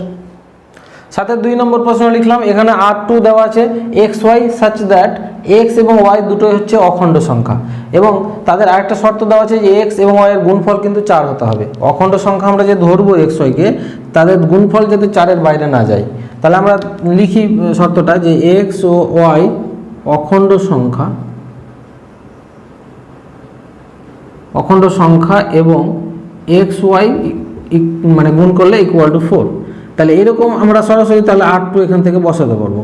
তাহলে x আর y কত ধরতে পারি? আমি সরাসরি যদি ধরি এই 4 দেখে, তাহলে x এর মান যদি আমি -4 ধরি, আর y এর মান তাহলে ধরতে হবে কত? -1। তাহলে -4 আর -1 গুণ করো, দেখো 4 চলে আসছে, তাহলে এটা ধরা যাবে একটা। তারপরে আমি কত ধরতে পারি? -2, -2 ধরতে পারি, গুণ করলে দেখো 4 চলে আসছে। তারপরে আমি ধরতে পারি -1, -4 গুণ করো, 4 চলে আসবে। আচ্ছা, তারপরে প্লাসের দিকে চলে যাই আমরা, সেটা হচ্ছে কি যে 4, 1 গুণ করলে 4 হবে। তারপরে 1, 4 গুণ করলে 4 হবে। আর 2,2 গুণ করলে 4 হবে। তাহলে এ কটা আমরা পেলাম, এর বাইরে আর পাবো না, অন্য সংখ্যা ধরলে তো 4-এর বাইরে চলে যাবে। তাহলে হয়ে গেল, আমাকে জাস্ট দেখতে হবে যে এই দুটো গুণ করে 4 আসছে কিনা। আর এগুলো তো সব অখণ্ড সংখ্যা ধরেছি। তাহলে এবার লিখে দেবো অতএব R2 এর ক্ষেত্র। ক্ষেত্রটা তোমরা সংজ্ঞাটা উল্লেখ করে লিখতে পারো, সরাসরি লিখলেও হয়। আমি সংজ্ঞাটা উল্লেখ করে লিখছি যে এক্সগুলো ক্ষেত্র যদি XY বিলংস করে R2 তাহলে এক্স গুণগুলো প্রথম পদগুলো, সেটা হচ্ছে -4 -2 -1 তারপরে 1 2 4। আর পাল্লা যদি বের করি R2 এর পাল্লা, তাহলে পাল্লা হচ্ছে দ্বিতীয় পদ মানে ওয়াইটা, সাচ দ্যাট যদি XY বিলংস করে R2 মানে R2 এর মধ্যে যদি XY থাকে তো ওয়াইটাকে নিব আমরা, এটাই বুঝাচ্ছি। তাহলে ওয়াইটা নিই, ওয়াই মানে দ্বিতীয় পদটা। দ্বিতীয় পদ কী আছে? -4 -2 -1 সাজিয়ে লিখলে একই আসবে। আর এদিকে দ্বিতীয় পদটা 1 2 4 1 2 4, তার মানে দুটোই একই আসলো। এটা হয়ে গেল অ্যান্সার। 7-এর 3 নম্বর প্রশ্ন দেখো, R3 রিলেশনটা দেওয়া আছে x, y such that x এবং n দুটোই হচ্ছে ন্যাচারাল নাম্বার মানে স্বাভাবিক সংখ্যা, এবং x এবং y এর মধ্যে একটা সম্পর্ক দেওয়া আছে যে 2x + y = 41। তাহলে এই সম্পর্ক থেকে আমরা ন্যাচারাল নাম্বারের মাধ্যমে মানগুলো বের করে নিতে পারি। সেটা হচ্ছে দেখো যে x, y এগুলো দেওয়া আছে ন্যাচারাল নাম্বার এবং 2x + y = দেওয়া আছে 41। তাহলে এখান থেকে y বের করলে আমরা পাবো 41 - 2x। তাহলে ন্যাচারাল নাম্বার বের করে আমি x y গুলো যদি বের করি এইভাবে যে এটা x আর এটা y, তাহলে প্রথমে ধরো আমি কত বসাচ্ছি, এখানে x এর মানটা বসাই। তো ন্যাচারাল নাম্বার 1 থেকে শুরু, তাহলে 1 বসাই আমি এখানে। হ্যাঁ, x এর মান আগে বসাতে হবে, 1 বসালাম। তাহলে এখানে যদি 1 বসাই, তোমরা ক্যালকুলেশন করবে, আমি সরাসরি করছি। তাহলে এটা হয়ে যাবে 2, তাহলে 41 থেকে 2 বাদ দিলে এটা হবে 39, y 39 পেয়ে গেলাম। তারপরে যদি 2 বসাই তাহলে এটা হবে 4, তাহলে এখান থেকে 4 বাদ দিলে হবে 37। তারপরে আমরা বসাবো 3 বসালে এটা 6, 41 থেকে 6 বসালে এটা হবে না, বিয়োগ করলে এটা 35। এইভাবে চলতে থাকবে। তাহলে লাস্ট কত বসাতে পারি, ডট ডট ডট করে দিলাম, কারণ এতগুলো লেখার দরকার নাই। লাস্ট যদি এখানে আমি 20 বসাই মানে x এর মান, তাহলে এটা 40 হয়ে যাবে, বিয়োগ করলে হবে 1। তারপরে যদি 21 বসাই x এর মান, তাহলে এটা হয়ে যাবে 42, বিয়োগ করলে -1 হয়ে যাবে। তো মাইনাস তো নেওয়া যাবে না, কারণ মাইনাস তো হচ্ছে ন্যাচারাল নাম্বার নয় এক কথায়। তাহলে ন্যাচারাল নাম্বার ছাড়া x বা y এর মান আমি নিতে পারবো না, তাহলে আর নেওয়া যাবে না। তাহলে এবার আমরা যেগুলো পেলাম এগুলোকে আমরা লিখে দিই। তাহলে R3 সমান কী কী পেলাম? R3 সমান পেলাম 1,39 একটা ক্রমিত জোড় পেলাম, এটা একটা পেলাম। তারপরে 2,37 পেলাম, আর 3,35 পেলাম। এগুলো সব বের করতে পারো, কিন্তু অনেক বড় হবে, ওই জন্য ডট ডট দিয়ে দাও। আর লাস্টেরটা লিখে দিলাম 20,1 এরকম। এবার ক্ষেত্র আর পাল্লা এখান থেকে বের করে নিই। অতএব R3 এর ক্ষেত্র সংজ্ঞাটা দিতে পারো, আমি সরাসরি করে দিলাম। প্রথম পদগুলো নিয়ে ক্ষেত্র 1, 2, 3, ডট ডট করে 20 পর্যন্ত পদ সবগুলো নিয়ে ক্ষেত্র। আর R3 এর পাল্লা দ্বিতীয় পদগুলো 39, 37, 35 করে লাস্টে কত আছে 1। তাহলে সোজা করে লিখলে 1 2 করে ডট ডট করে লাস্টে আসবে 39। আচ্ছা, এইভাবে যেভাবে আছে ওইভাবে লিখি আমি 39, তারপরে 37, তারপরে 35 ডট ডট করে কমতে কমতে 1। তাহলে এটা হয়ে গেল পাল্লা। তাহলে আমি সংজ্ঞাটা পাল্লার লিখলাম না, সরাসরি এখান থেকে মান বের করে দিলাম। তোমরা সংজ্ঞা লিখেও করতে পারো। 7-এর 4 নম্বরটা দেওয়া আছে যে R4 = xy such that xy অখণ্ড সংখ্যা এবং x² + y² = 25। তাহলে শর্তটা লিখি আমরা যে x ও y অখণ্ড সংখ্যা এবং x² + y² দেওয়া আছে কত 25।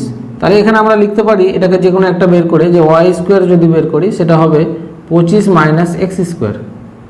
তাহলে y = যদি করি তাহলে √ হয়ে যাবে, তার আগে প্লাস মাইনাস √25 - x²। এবার এখানে মান যদি বের করি, এটা x এটা y, x এর মান কি বসাতে হবে? দেখো যাই মান বসাই না কেন কিন্তু সেগুলো অখণ্ড বসাতে হবে, মানে পূর্ণ সংখ্যা বলা যায়। তাহলে অখণ্ড সংখ্যাগুলো যদি বসাই তাহলে এখানে কি বসাতে পারি? যদি আমি ধরে নাও 5 বসাই সাপোজ, তো x এর জায়গায় +5 বসাই আর -5 বসাই, স্কোয়ার যেহেতু আছে সেটা +5 হয়ে মানে 25 হয়ে যাবে। তাহলে +-5 যাই বসাই না কেন স্কোয়ার করলে 25, বিয়োগ করলে 0, তাহলে y এর মান 0। তারপরে যদি প্লাস মাইনাস 4 বসাই তাহলে তার স্কোয়ার করলে 16 হয়ে যাবে, বিয়োগ করলে 9, 9-এর বর্গমূল করলে প্লাস মাইনাস 3। আচ্ছা, তারপরে প্লাস মাইনাস 3 যদি বসাই এখানে তাহলে এটাও 9 হয়ে গেল, 25 থেকে 9 বিয়োগ করলে 16, 16-এর বর্গমূল প্লাস মাইনাস 4। আচ্ছা, তারপরে 0 বসাই তাহলে এখানে 0 বসালে এটা 25, 25-এর বর্গমূল প্লাস মাইনাস 5। তাছাড়া অন্য সংখ্যা আর বসাতে পারবে না, কারণ আমি যদি ধরে নাও যে 3-এর পরে 2 বসাই এখানে তাহলে 2 দিয়ে কত 4, 25 থেকে 4 বাদ দিলে 21, 21-এর তো বর্গমূলই হবে না, আর বর্গমূল না হলে তো অখণ্ড সংখ্যা আসবে না, বুঝা গেছে? সেই জন্য ওগুলো বাদ দিয়ে ধরেছি কিন্তু, ঠিক আছে? আচ্ছা, এটা হয়ে গেল ধরা, এর বাইরে ধরলে কিন্তু মিলবে না, তাহলে এটাকে লিখি অতএব R4 ইকুয়াল টু, আমরা ক্রমিত জোড়গুলো কি পেলাম, প্লাস মাইনাস 5, 0 একটা পেলাম, তারপরে প্লাস মাইনাস 4, প্লাস মাইনাস 3 পেলাম, প্লাস মাইনাস 3, প্লাস মাইনাস 4 পেলাম, আর 0, প্লাস মাইনাস 5 পেলাম। বাস এখান থেকে বের করে নিই যে R4 এর ক্ষেত্র হচ্ছে প্রথম পদগুলো plus minus 5, plus minus 4, plus minus 3, 0 এইভাবে রেখে দিতে পারো, বা এটা ভেঙে লিখলে দেখো মাইনাসগুলো আগে লিখি, -5, -4, -3, 0, তারপরে +3, +3 পরে 4 আছে, 4, তারপরে হচ্ছে 5, ভেঙে লিখে দিলাম। আর R4 এর পাল্লা লিখি এবার, তাহলে পাল্লাটা কী হবে, দ্বিতীয় পদগুলো 0, প্লাস মাইনাস 3, তারপরে প্লাস মাইনাস 4, তারপরে প্লাস মাইনাস 5, তো এটাও ভাঙলে একই পাবো সব, তাহলে একই লিখে দেবো আমরা, -5, -4, -3, 0, 3, 4, 5 হয়ে গেল অ্যান্সার। 7-এর 5 নম্বর প্রশ্ন দেখো যে R5 রিলেশনটা দেওয়া আছে, প্রথম পদটা x-5, দ্বিতীয় পদ 2x-7, আর এক্সগুলো কেমন বলেছে, এক্স বলেছে 10-এর কম একটি বিজোড় স্বাভাবিক সংখ্যা। তাহলে 10-এর কম বিজোড়, আচ্ছা এখানে সরাসরি তো আমি করতে পারবো যে x-5, 2x-7 এটা থাক, সাচ দ্যাট এক্সের মান কোনগুলো এখানে বসাই, 10-এর ছোট বিজোড় স্বাভাবিক সংখ্যা। তাহলে স্বাভাবিক সংখ্যা তো নেগেটিভ হয় না, তাহলে বিজোড় বলতে প্রথমে 1 থেকে শুরু, তারপরে 3, 5, 7, আর তারপরে কত হবে 9, তাহলে এগুলো হয়ে গেল বিজোড় স্বাভাবিক সংখ্যা। এই মান কটায় আমরা এক্সের মান পেলাম, এই কটা জাস্ট এখানে এবার বসাই, তাহলে তো হয়ে গেল।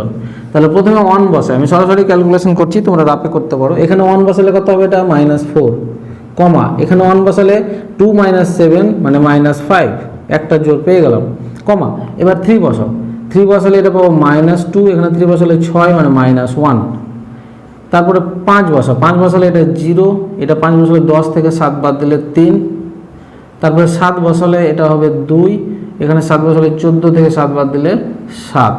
আচ্ছা, তারপরে আমরা 9 বসাবো, 9 বসালে এটা পাবো 4, আর এখানে 9 বসালে 18 থেকে 7 বাদ দিলে 11, বাস হয়ে গেল।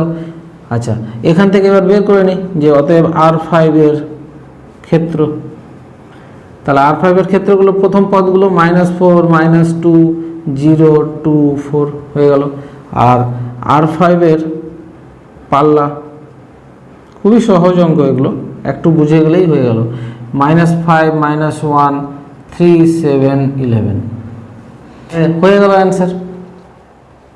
7-এর 6 নম্বর প্রশ্ন, এখানে R6 রিলেশনটা দেওয়া আছে, x প্রথম পদ আর দ্বিতীয় পদ x² - 31, আর এক্সটা কেমন বলেছে 12-এর কম মৌলিক সংখ্যা। এটাও সরাসরি এখানেই করা যাবে, তোমরা আগে এই রাশিটা লিখবে, তো আমি এখানে করে নিচ্ছি যে x, x² - 31, x এর মান কোনগুলো এখানে বসিয়ে দিই, 12-এর থেকে ছোট মানে কম মৌলিক সংখ্যা কোনগুলো, সবচেয়ে ছোট মৌলিক সংখ্যা হচ্ছে 2, তারপরে 3, তারপরে 5, তারপরে 7, তারপরে 11, 12 আর উপরে নাই না, নিচে নাই কেউ, হয়ে গেল এগারোটার জাস্ট মান বসিয়ে দাও। তাহলে প্রথমে 2 বসাও, 2 বসালে 2, এখানে 2 বসালে 4, আচ্ছা 4 - 31, তার মানে এটা হয়ে যাবে -27 হয়ে গেল। তারপর 3 বসালে 3 - 9, 9 - 31 মানে -22, তারপরে 5 বসাই, 5 × 5 = 25, এটা -6 হবে। 7 বসালে 7, 7 × 7 = 49, 49 থেকে 31 বাদ দিলে 18, তারপরে 7, তারপরে 11 বসালে 11 হচ্ছে 121, 121 থেকে 31 বাদ, তাহলে পাবো আমরা 90। এগুলো আমি সরাসরি করে দিলাম, হিসাব করতে অসুবিধা হলে ডাইরেক্ট ডান দিকে করবে। আচ্ছা, এবার তাহলে আমরা সরাসরি ক্ষেত্র পাল্লা লিখি। আচ্ছা, আমি ক্ষেত্র তো সরাসরি লিখছি, তোমরা সংজ্ঞা করে লিখতে পারো। আমি দেখাচ্ছি যে আর এর ক্ষেত্র, অনেকগুলো তো ডাইরেক্ট লিখে দিচ্ছি। আর এর ক্ষেত্র হবে x, such that X comma x square minus 31, এইটা যদি বিলংস করে R6-এ, R6-এর মধ্যে যদি এটা প্রথম পদ এটা দ্বিতীয় পদ থাকে, তাহলে প্রথম পদটা নিলাম যে এটা হচ্ছে ক্ষেত্র। তাহলে প্রথম পদ এখান থেকে নিই 2 3 5 7 11, 2 3 তারপরে 5 তারপরে 7 তারপর 11 হয়ে গেল। আচ্ছা, তারপরে চলে আসবো আমরা R6-এর পাল্লা। এর সংজ্ঞাটা কেমন ভাবে লিখবো, এর হচ্ছে দ্বিতীয় পদটা নিব আমরা, এক্স স্কোয়ার মাইনাস 31টা নিব, ঠিক আছে, এটা 31, সাচ দ্যাট যে x comma x square minus 31 যদি R6-এর মধ্যে থাকে তাহলে আমরা দ্বিতীয় পদটা নিলাম। তাহলে এক্স স্কোয়ার মাইনাস 31-এর মান কোনগুলো, দ্বিতীয় পদ, -27 -22, এগুলো -27 -22 তারপরে -6 তারপরে কত 18 তারপর 90 হয়ে গেল, অ্যান্সার কমপ্লিট। 7 নম্বর প্রশ্নে চলে এসেছি যে এখানে আর দেওয়া আছে X comma Y such that X হলো একটি পূর্ণ সংখ্যা, এক্সকে পূর্ণ সংখ্যা ধরতে হবে, আর বলেছে মড এক্সটা লেস দেন 3 থেকে ছোট। দেখো এখানে আগে ব্যাপারটা বোঝাই, এটা আমরা ক্লাস 11-এই করেছি। এটা ইনইকুয়ালিটি যে চ্যাপ্টারটা রয়েছে, রৈখিক অসমীকরণ, সেখানেই তোমরা ফর্মুলা দেখেছো, অথবা বুঝতে অসুবিধা হলে দেখে নিতে পারো। এটাকে ভাঙলে আমরা পাবো -3 less than x less than 3। এই ফর্মুলাটা এখানে আর ব্যাখ্যা করবো না, ওখানে প্রমাণ করে দিয়েছি ক্লাস 11-এ। তাহলে এটা যদি এমনি স্বাভাবিকভাবে বুঝাই যে -3 এবং 3-এর মধ্যে যতগুলো পূর্ণ সংখ্যা আছে সেগুলো এই মডের ভিতরে এক্সের জায়গায় বসাও, দেখবে 3 থেকে ছোটই আসবে। আর এদের বাইরের কোনো সংখ্যা নিলে কিন্তু এই শর্তটা মানবে না। কিন্তু দেখো, যেমন মড এক্স, তো এখানে এক্সের জায়গায় যদি -3 আর 3-এর মধ্যে ধরে না -2 আছে, এটা বসাই, তাহলে কত হবে 2, তাহলে 2টা দেখো 3 থেকে ছোট। কিন্তু যদি এক্সের জায়গায় আমি সাপোজ -4 বসাই, তাহলে কত, এটা 4 হয়ে গেল, এটা 3 থেকে বড় হয়ে গেল, তাহলে এটা বসা যাবে না। বুঝে গেছে, সবসময় মানগুলো -3 আর 3-এর মধ্যেই বসাতে হবে। তাহলে এখানে বোঝাই যাচ্ছে তাহলে মড এক্সটা লেস দেন 3 হতে গেলে অবশ্যই তার মানটা -3 থেকে 3-এর মধ্যে হতে হবে। তাহলে এখান থেকে অতএব এক্স সমান কী পাচ্ছি, এক্স সমান যেটা পাচ্ছি পূর্ণ সংখ্যা, এটা -2 -1 0 1 2, এই কটা সংখ্যায় আমি -3 থেকে 3-এর মধ্যে পাচ্ছি। তাহলে এক্সের মানগুলো যখন পেয়ে গেলাম, এখানে বসিয়ে দিই আমরা যে অতএব আর ইকুয়াল টু, এটা হচ্ছে এক্স কমা ওয়াই, ওয়াই মানে কি বলেছে, ওয়াই এর মানটা যদি বসাই, ওয়াই বলেছে মড অফ x - 3, এটা ওয়াই, এভাবে ঘিরে দিলাম, সাচ দ্যাট, এবং এক্সটাকে এখানে লিখে দিই, এক্সের মান যেগুলো পেয়েছি -2 -1 0 1 2, এই কটা। তাহলে এটা ইকুয়াল টু এটা লিখে দিলাম, আর এটা ডান দিকে করবে কিন্তু এটা। আচ্ছা, এবার দেখো এক্সের মান প্রথমে -2 বসাও এখানে, তাহলে এখানে এক্সের জায়গায় -2, আর এখানেও এক্সের জায়গায় -2 বসাও। এখানে আছে এক্স -3-এর মড, তো এক্সের জায়গায় -2, তাহলে কত হলো এটা -5, তাহলে -5-এর মড মানে কত 5, তাহলে এটা পেয়ে গেলাম 5 হয়ে গেল। এইভাবে এবার -1 বসাও, প্রত্যেকটা তোমরা এবার নিজের মতো করতে পারবে। আমি বসাই, -1 বসালাম, এখানে -1 বসালে -4 মানে 4 হয়ে যাবে। তারপরে 0 বসালে এটা 0, এটা 0 বসালে -3 হয়ে যাবে। তারপরে 1 বসাই, 1 বসালে -2 মানে +2 হয়ে গেল। আচ্ছা, মডের জন্য প্লাস হয়ে যাচ্ছে, তারপর 2 বসালে এটা 2, আর এখানে 2 বসালে -1 +1 হয়ে গেল, বাস কমপ্লিট। এবার আমরা জাস্ট বের করে নেব যে আর এর ক্ষেত্র, তাহলে আর এর ক্ষেত্রটা কোনটা, এক্সটা হচ্ছে আর এর ক্ষেত্র, such that X comma Y যদি বিলংস করে আর এর মধ্যে, তাহলে কোনগুলো, প্রথমগুলো -2 -1 0 1 2, এটা আর এর ক্ষেত্র পেয়ে গেলাম। এবার চলে আসবো আর এর পাল্লা, খুবই সহজ অঙ্ক এগুলো, একটা অঙ্ক বুঝে গেলে তোমরা নিজে নিজে সবগুলো ঘর ঘর করে নিতে পারবে। এক্স কমা ওয়াই বিলংস আর, তাহলে এখানে ওয়াই কোনগুলো, এই দ্বিতীয় পদগুলো, তাহলে দ্বিতীয় পদগুলো লিখি, একটা 5 4 3 2 1, কমপ্লিট। 8 নম্বর প্রশ্ন, এটাও একই রকম একদম সহজ প্রশ্ন, সরাসরি আগে লিখি। দেখো এক্স কমা ওয়াই দুটোই বলেছে ন্যাচারাল নাম্বার, আর দেওয়া আছে এক্স + 3y = 12, তাহলে এখান থেকে এক্স ইকুয়াল টু আমরা লিখতে পারি 12 - 3y। জাস্ট এবার ছকটা শুধু করে নাও, খুবই সহজ, দেখো প্রথমে ওয়াই এর মান আমি কি ন্যাচারাল নাম্বার মানে 1 ছোট ধরলাম 1, তাহলে 1 ধরলে 12 থেকে 3 বাদ দিলে এটা হবে 9। তারপর 2 ধরো, 2 ধরলে 6, এটা 6। তারপরে 3 ধরলে এটা হবে 9, বিয়োগ করলে 3। আচ্ছা, তারপরে 4 ধরলে এটা হবে 12, বিয়োগ করলে 0। তাহলে x সমান 0 হয়ে যাচ্ছে, তাহলে 0 নেওয়া যাবে না, কারণ 0 ন্যাচারাল নাম্বার নয়। 8 নেওয়া যাবে না, নিলে কিন্তু মাইনাস হয়ে যাবে, মাইনাস তো ন্যাচারাল নাম্বার নয়।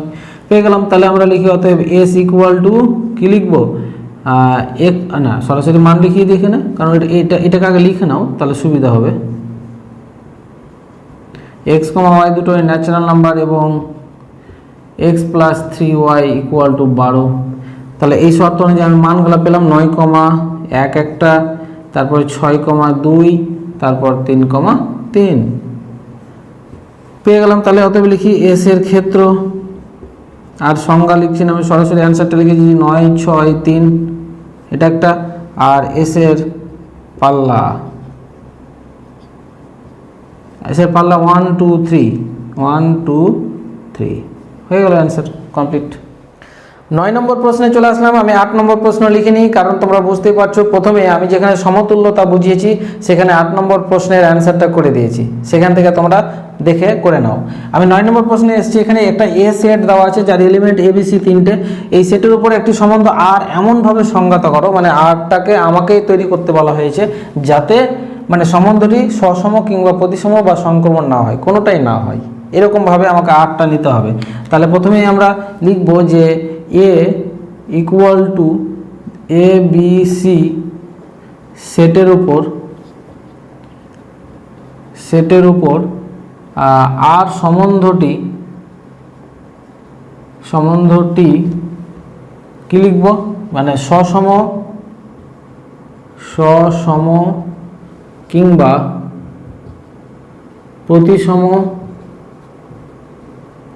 প্রতিসম বা সংক্রমণ হবে না, কোনোটাই হবে না যদি আর ইকুয়াল টু আমি ধরে নিই কেমনভাবে, এরকম যে এ কমা বি যদি ধরি, তাহলে মানে এক কথায় যে এ এর মধ্যে যেটা A B B C C এগুলো নিব না, এগুলো নিলে সসম হয়ে যাবে। আচ্ছা, এ বি ধরলাম তো এ বির উল্টোটা নিব না, অন্য নিয়ে নিই, যেমন বি সি নিলাম এর উল্টো নিব না, সি এ নিলাম এর উল্টো নিব না, তাহলে দেখো তিনটাই হবে না। এবার একটা একটা করে দেখাই যে এ কমা বি কমা সি বিলংস করছে এর জন্য লিখব যে আর সসম নয়। কেন নয়, কারণ দেখো এ বিলংস করছে এর মধ্যে, কিন্তু এ কমা এ সেটা ডাজ নট বিলং টু আর। এ কমা এ বা B comma B c comma C এগুলো কেউ নাই, তাহলে মানে সেই জন্য এটা সসম নয়। তাহলে একটা দিয়ে দেখালেই হলো। তারপরে আমরা লিখব যে আর প্রতিসম নয়। এখানে কারণ লিখি, কারণ দেখো এ কমা বি কার মধ্যে আছে, আর এর মধ্যে আছে কিন্তু এ কমা বি, কিন্তু এ কমা বি এর উল্টো সেটা নেই, তাহলে লিখব কিন্তু বি কমা এ তার উল্টোটা আর এর মধ্যে নেই। একটা দিয়ে দেখাই জাস্ট। তারপর লিখব যে আর সংক্রমণ নয়। এর কারণটা কি, দেখো এ কমা বি কার মধ্যে আছে, আর এর মধ্যে। তারপরে বি কমা সি কার মধ্যে আছে, আর এর মধ্যে। দেখো আছে এ কমা বি কমা সি, তাহলে এ কমা বি আছে, তারপর বি এর পর থেকে বি কমা সি আছে, তাহলে এই যে দ্বিতীয় আর এর প্রথম পদ একই থাকতে হয়, তাহলে এর প্রথম পদ এ আর সি লাস্টের পদটা কি থাকতে হবে, আর এর মধ্যে থাকতে হবে, কিন্তু এ সি আর এর মধ্যে আছে কি, নাই, তাহলে নাই, সেই জন্য এটা সংক্রমণ নয়। বাস এইভাবে তোমরা কারণ দেখে দাও। তাহলে অ্যান্সার কোনটা, আর ইকুয়াল টু এইটা অ্যান্সার, মানে আর রিলেশনটাই দেখাতে বলেছে, এটাই হচ্ছে নির্ণেয় সম্বন্ধটি, তোমরা নিচে লিখে দেবে। 10 নম্বর প্রশ্নে চলে আসলাম। এখানে দেখো একটা সেট দেওয়া আছে 1 2 3 এবং এই এ সেটের উপর আর একটা রিলেশন দেওয়া আছে, এটা একটা সম্বন্ধ। তাহলে প্রথমে আমি লিখি এ সমান দেওয়া আছে 1, 2, 3, আর যে রিলেশনটা সেটা দেওয়া আছে, তার মধ্যে আছে 1, 1 এর একটা পদ, 2, 3, তারপরে 2, 3 হলো 3, 3, তিনটে পদের একটা সেট। তাহলে আর রিলেশন দেওয়া আছে। এবার কোশ্চেনটা বলেছে যে আর এর সঙ্গে সবচেয়ে কম 1 নম্বর, প্রথমে এক নম্বরটাই পড়ি আমি, যে সবচেয়ে কম সংখ্যক, এটুকু বাদ দিয়ে এটা 2 নম্বর, তাহলে সবচেয়ে কম সংখ্যক ক্রমিত জোড় সমূহ যোগ করে যাতে পরিবর্তিত সম্বন্ধ দুটির প্রত্যেকটি সমতুল্যতা সম্বন্ধ হয়। মানে প্রশ্নটা করা হচ্ছে যে আর এর সঙ্গে সবচেয়ে কম পদ যোগ করে আরটা যাতে সমতুল্য সম্বন্ধ হয়, তাহলে সবচেয়ে কম পদ কটা যোগ করতে হবে সেটাই দেখাতে হবে আমাকে। তাহলে দেখো এখানে সমতুল্যতা বলতে কি, সসম হতে হবে, সংক্রমণ হতে হবে, প্রতিসম হতে হবে। তাহলে 1 1 আছে, 3 3 আছে, 2 2 যদি না, এখানে 2 2 থাকলে কিন্তু এটা সসম হয়ে যেত। তাহলে আমরা লিখব যে আর সম্বন্ধটি সসম হবে যদি 2, 2 আর এর মধ্যে থাকে, তাহলে কিন্তু এটা সসম হয়ে যাচ্ছে। আর আর সম্বন্ধটি প্রতিসম হবে যদি কে না, এখানে দেখো 2, 3 আছে, তাহলে এর উল্টোটা কি 3, 2 যদি থাকে, 3, 2 আর এর মধ্যে থাকে। তাহলে আমরা ধরে নেব যে অতএব আমরা ধরে নিই যে ধরি আর ইকুয়াল টু 1, 1, 2, 3, তারপর 3, 3, আর যে দুটো আমি এক্সট্রা ধরলাম সেটা 2, 2 আর 3, 2। তাহলে দেখো এখানে 1, 1, 2, 2, 3, 3, তার মানে এটা সসম হয়ে গেল। তার মানে 2, 3 আছে, এর উল্টো 3, 2 আছে, আর এদের উল্টোতে এটাই, তার মানে প্রতিসম হয়ে গেল। এবার এটা সংক্রমণ কিনা সেটা টেস্ট করি। তাহলে আমরা এটা সংক্রমণ হবে, এখানে লিখে দেবো যে আর সংক্রমণ সম্বন্ধ। কারণটা লিখে দিই এখানে, যে কারণ এটা দেখাই আমরা 2, 3 দিয়ে যদি দেখাই যে 2, 3 বিলংস করছে আরে, এবং 2, 3, তারপর 3 পরে 3, 2, মানে এটা যেখানে শেষ হবে তার সেটা দিয়েই শুরু করতে হবে, এরকম এলিমেন্ট এখান থেকে বেছে নিতে হবে। এটাও বিলংস করছে আরে, তাহলে এটা ইমপ্লাই করছে, তাহলে এর প্রথম পদ 2, এর লাস্ট পদটা 2, সেটাও এই 2, 2 সেটাও বিলংস করছে আরে। তাহলে এরকম পদ পেয়ে গেলাম, তার মানে সংক্রমণ। তার মানে এই আর রিলেশনটা সংক্রমণ, প্রতিসম, সসম তিনটাই হয়ে গেল। তাহলে এই তিনটা করার জন্য কি করতে হলো, এর সঙ্গে শুধু দুটো পদ যোগ করতে হয়েছে, এটাই আমাকে লিখতে হবে। তাহলে প্রশ্ন অ্যান্সারটা লিখে দিই। অতএব যে সবচেয়ে কম সংখ্যক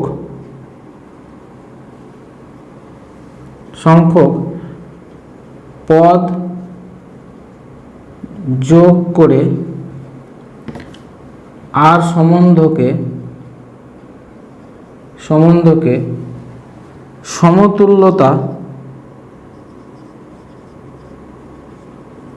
সমতুল্যতা করতে হলে কি কি পদ যোগ করতে হবে, 2, 2 ও 3, 2 পদ দুটি যোগ করতে হবে। হয়ে গেল অ্যান্সার। মানে এই দুটোই পদ যোগ করলে অ্যান্সার হয়ে যায়, সবচাইতে কম পদ দুটো যোগ করতে হবে। তারপরে 2 নম্বর অ্যান্সার বলেছে সবচেয়ে বেশি সংখ্যক পদ যোগ করে আমরা সমতুল্যতা সম্বন্ধ বের করব। তাহলে সবচেয়ে বেশি সংখ্যক কতগুলো পদ যোগ করা যাবে, এটা 1 নম্বরের অ্যান্সার হলো। আমরা এবার চলে আসবো 2 নম্বর। তাহলে আমরা জানি সবচাইতে বড় রিলেশন যেটা সমতুল্যতা হবে সেটা হচ্ছে যে সেট আছে এ সেট, তার সঙ্গে এ সেটেরই ক্রস করতে হবে, এ ক্রস এ সেট যেটা, সেটাই সবচাইতে বড় সেট এবং সেটা সমতুল্যতা হয়, এটা আমরা ফর্মুলায় জেনেছি। তাহলে আমরা লিখব যে সবচেয়ে বড় সমতুল্যতা সম্বন্ধ এ ক্রস এ, মানে এ সেটের উপর সবচাইতে বড় সমতুল্যতা সম্বন্ধ হচ্ছে এ ক্রস এ। তাহলে এখন এ ক্রস এ যদি বের করি এখান থেকে, এ মানে কত 1, 2, 3 তিনটা পদ আছে, তাহলে আমরা এখানে বের করব এ ক্রস এ। তাহলে এর সঙ্গে এর ক্রস করলে আমরা কি পাবো 1, 1, তারপরে 1, 2, তারপরে 1, 3, এটা একটা পাবো। তারপর 2 দিয়ে করলে আমরা পাবো 2, 1, 2, 2, 2, 3, তারপরে 3 দিয়ে করলে 3, 1, 3, 2 আর 3, 3। তো তোমরা মানে কার্টেসিয়ান প্রোডাক্ট করতে জানো আশা করি, সেই অনুযায়ী আমি কার্টেসিয়ান প্রোডাক্ট করলাম।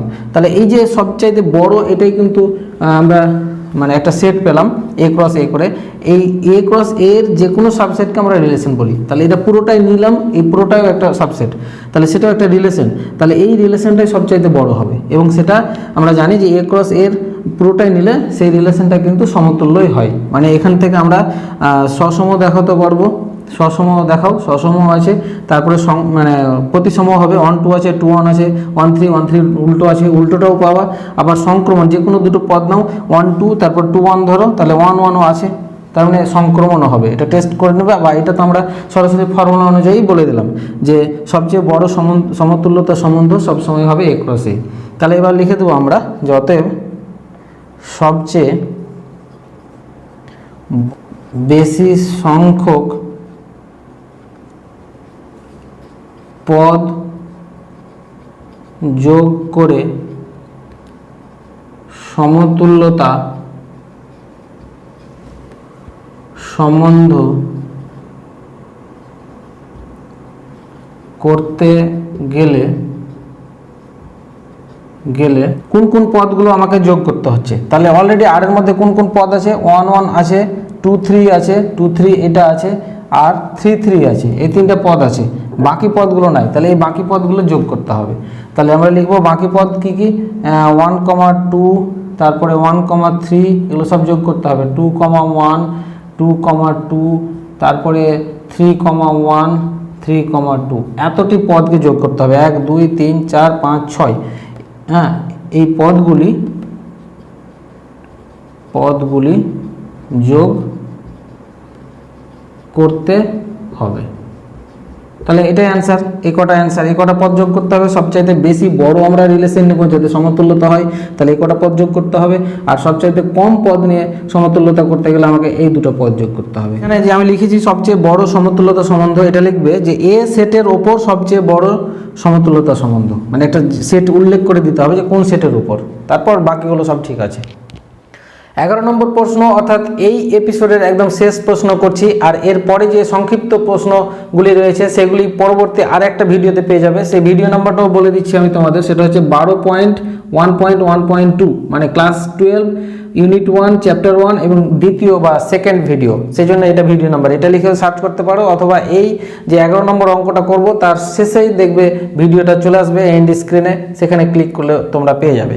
তাহলে 11 নম্বর প্রশ্নটা আমি করি, সেটা হচ্ছে মনে করো T1 T2 T3 তিনটে সমকোণী ত্রিভুজ দেওয়া আছে এবং যাদের বাহুগুলো কি দেওয়া আছে, প্রথম ত্রিভুজ যেটা T1 তার বাহুগুলো 3 4 5, আর T2 যেটা তার বাহুগুলো 5 12 13, আর T3 তার বাহুগুলো 6 8 10।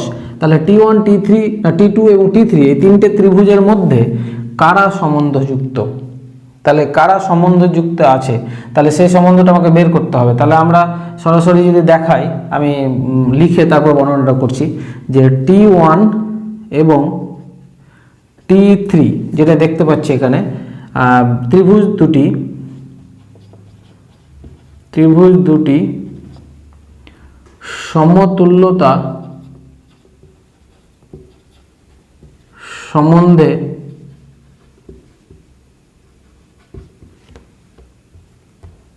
যুক্ত। কারণটা লিখছি, কারণ T1 ও T3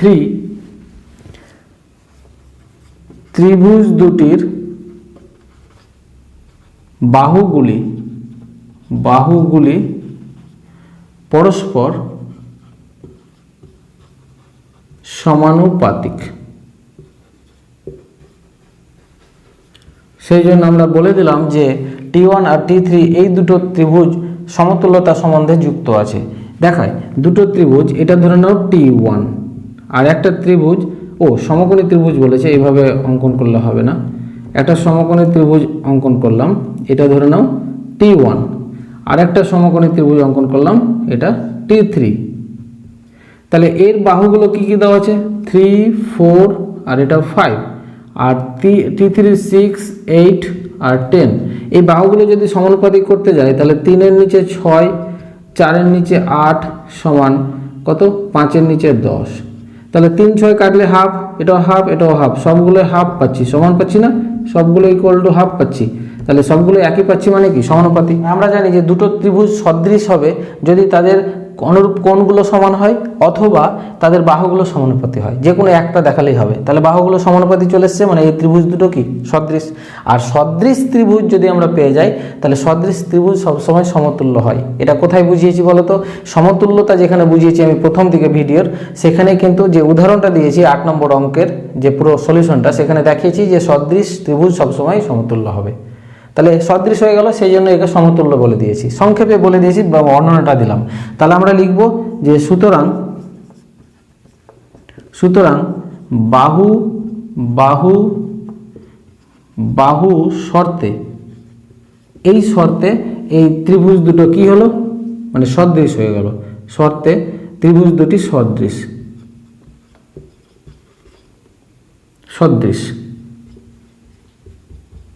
ঠিক আছে, তাহলে সদৃশ ত্রিভুজ হলো। তাহলে এবার লিখবো যে আমরা জানি, কারণটা পরে লিখছি আর কি, আমরা জানি সদৃশ সম্বন্ধ কি হয় মানে সমতুল্য সম্বন্ধ হয়, সমতুল্যতা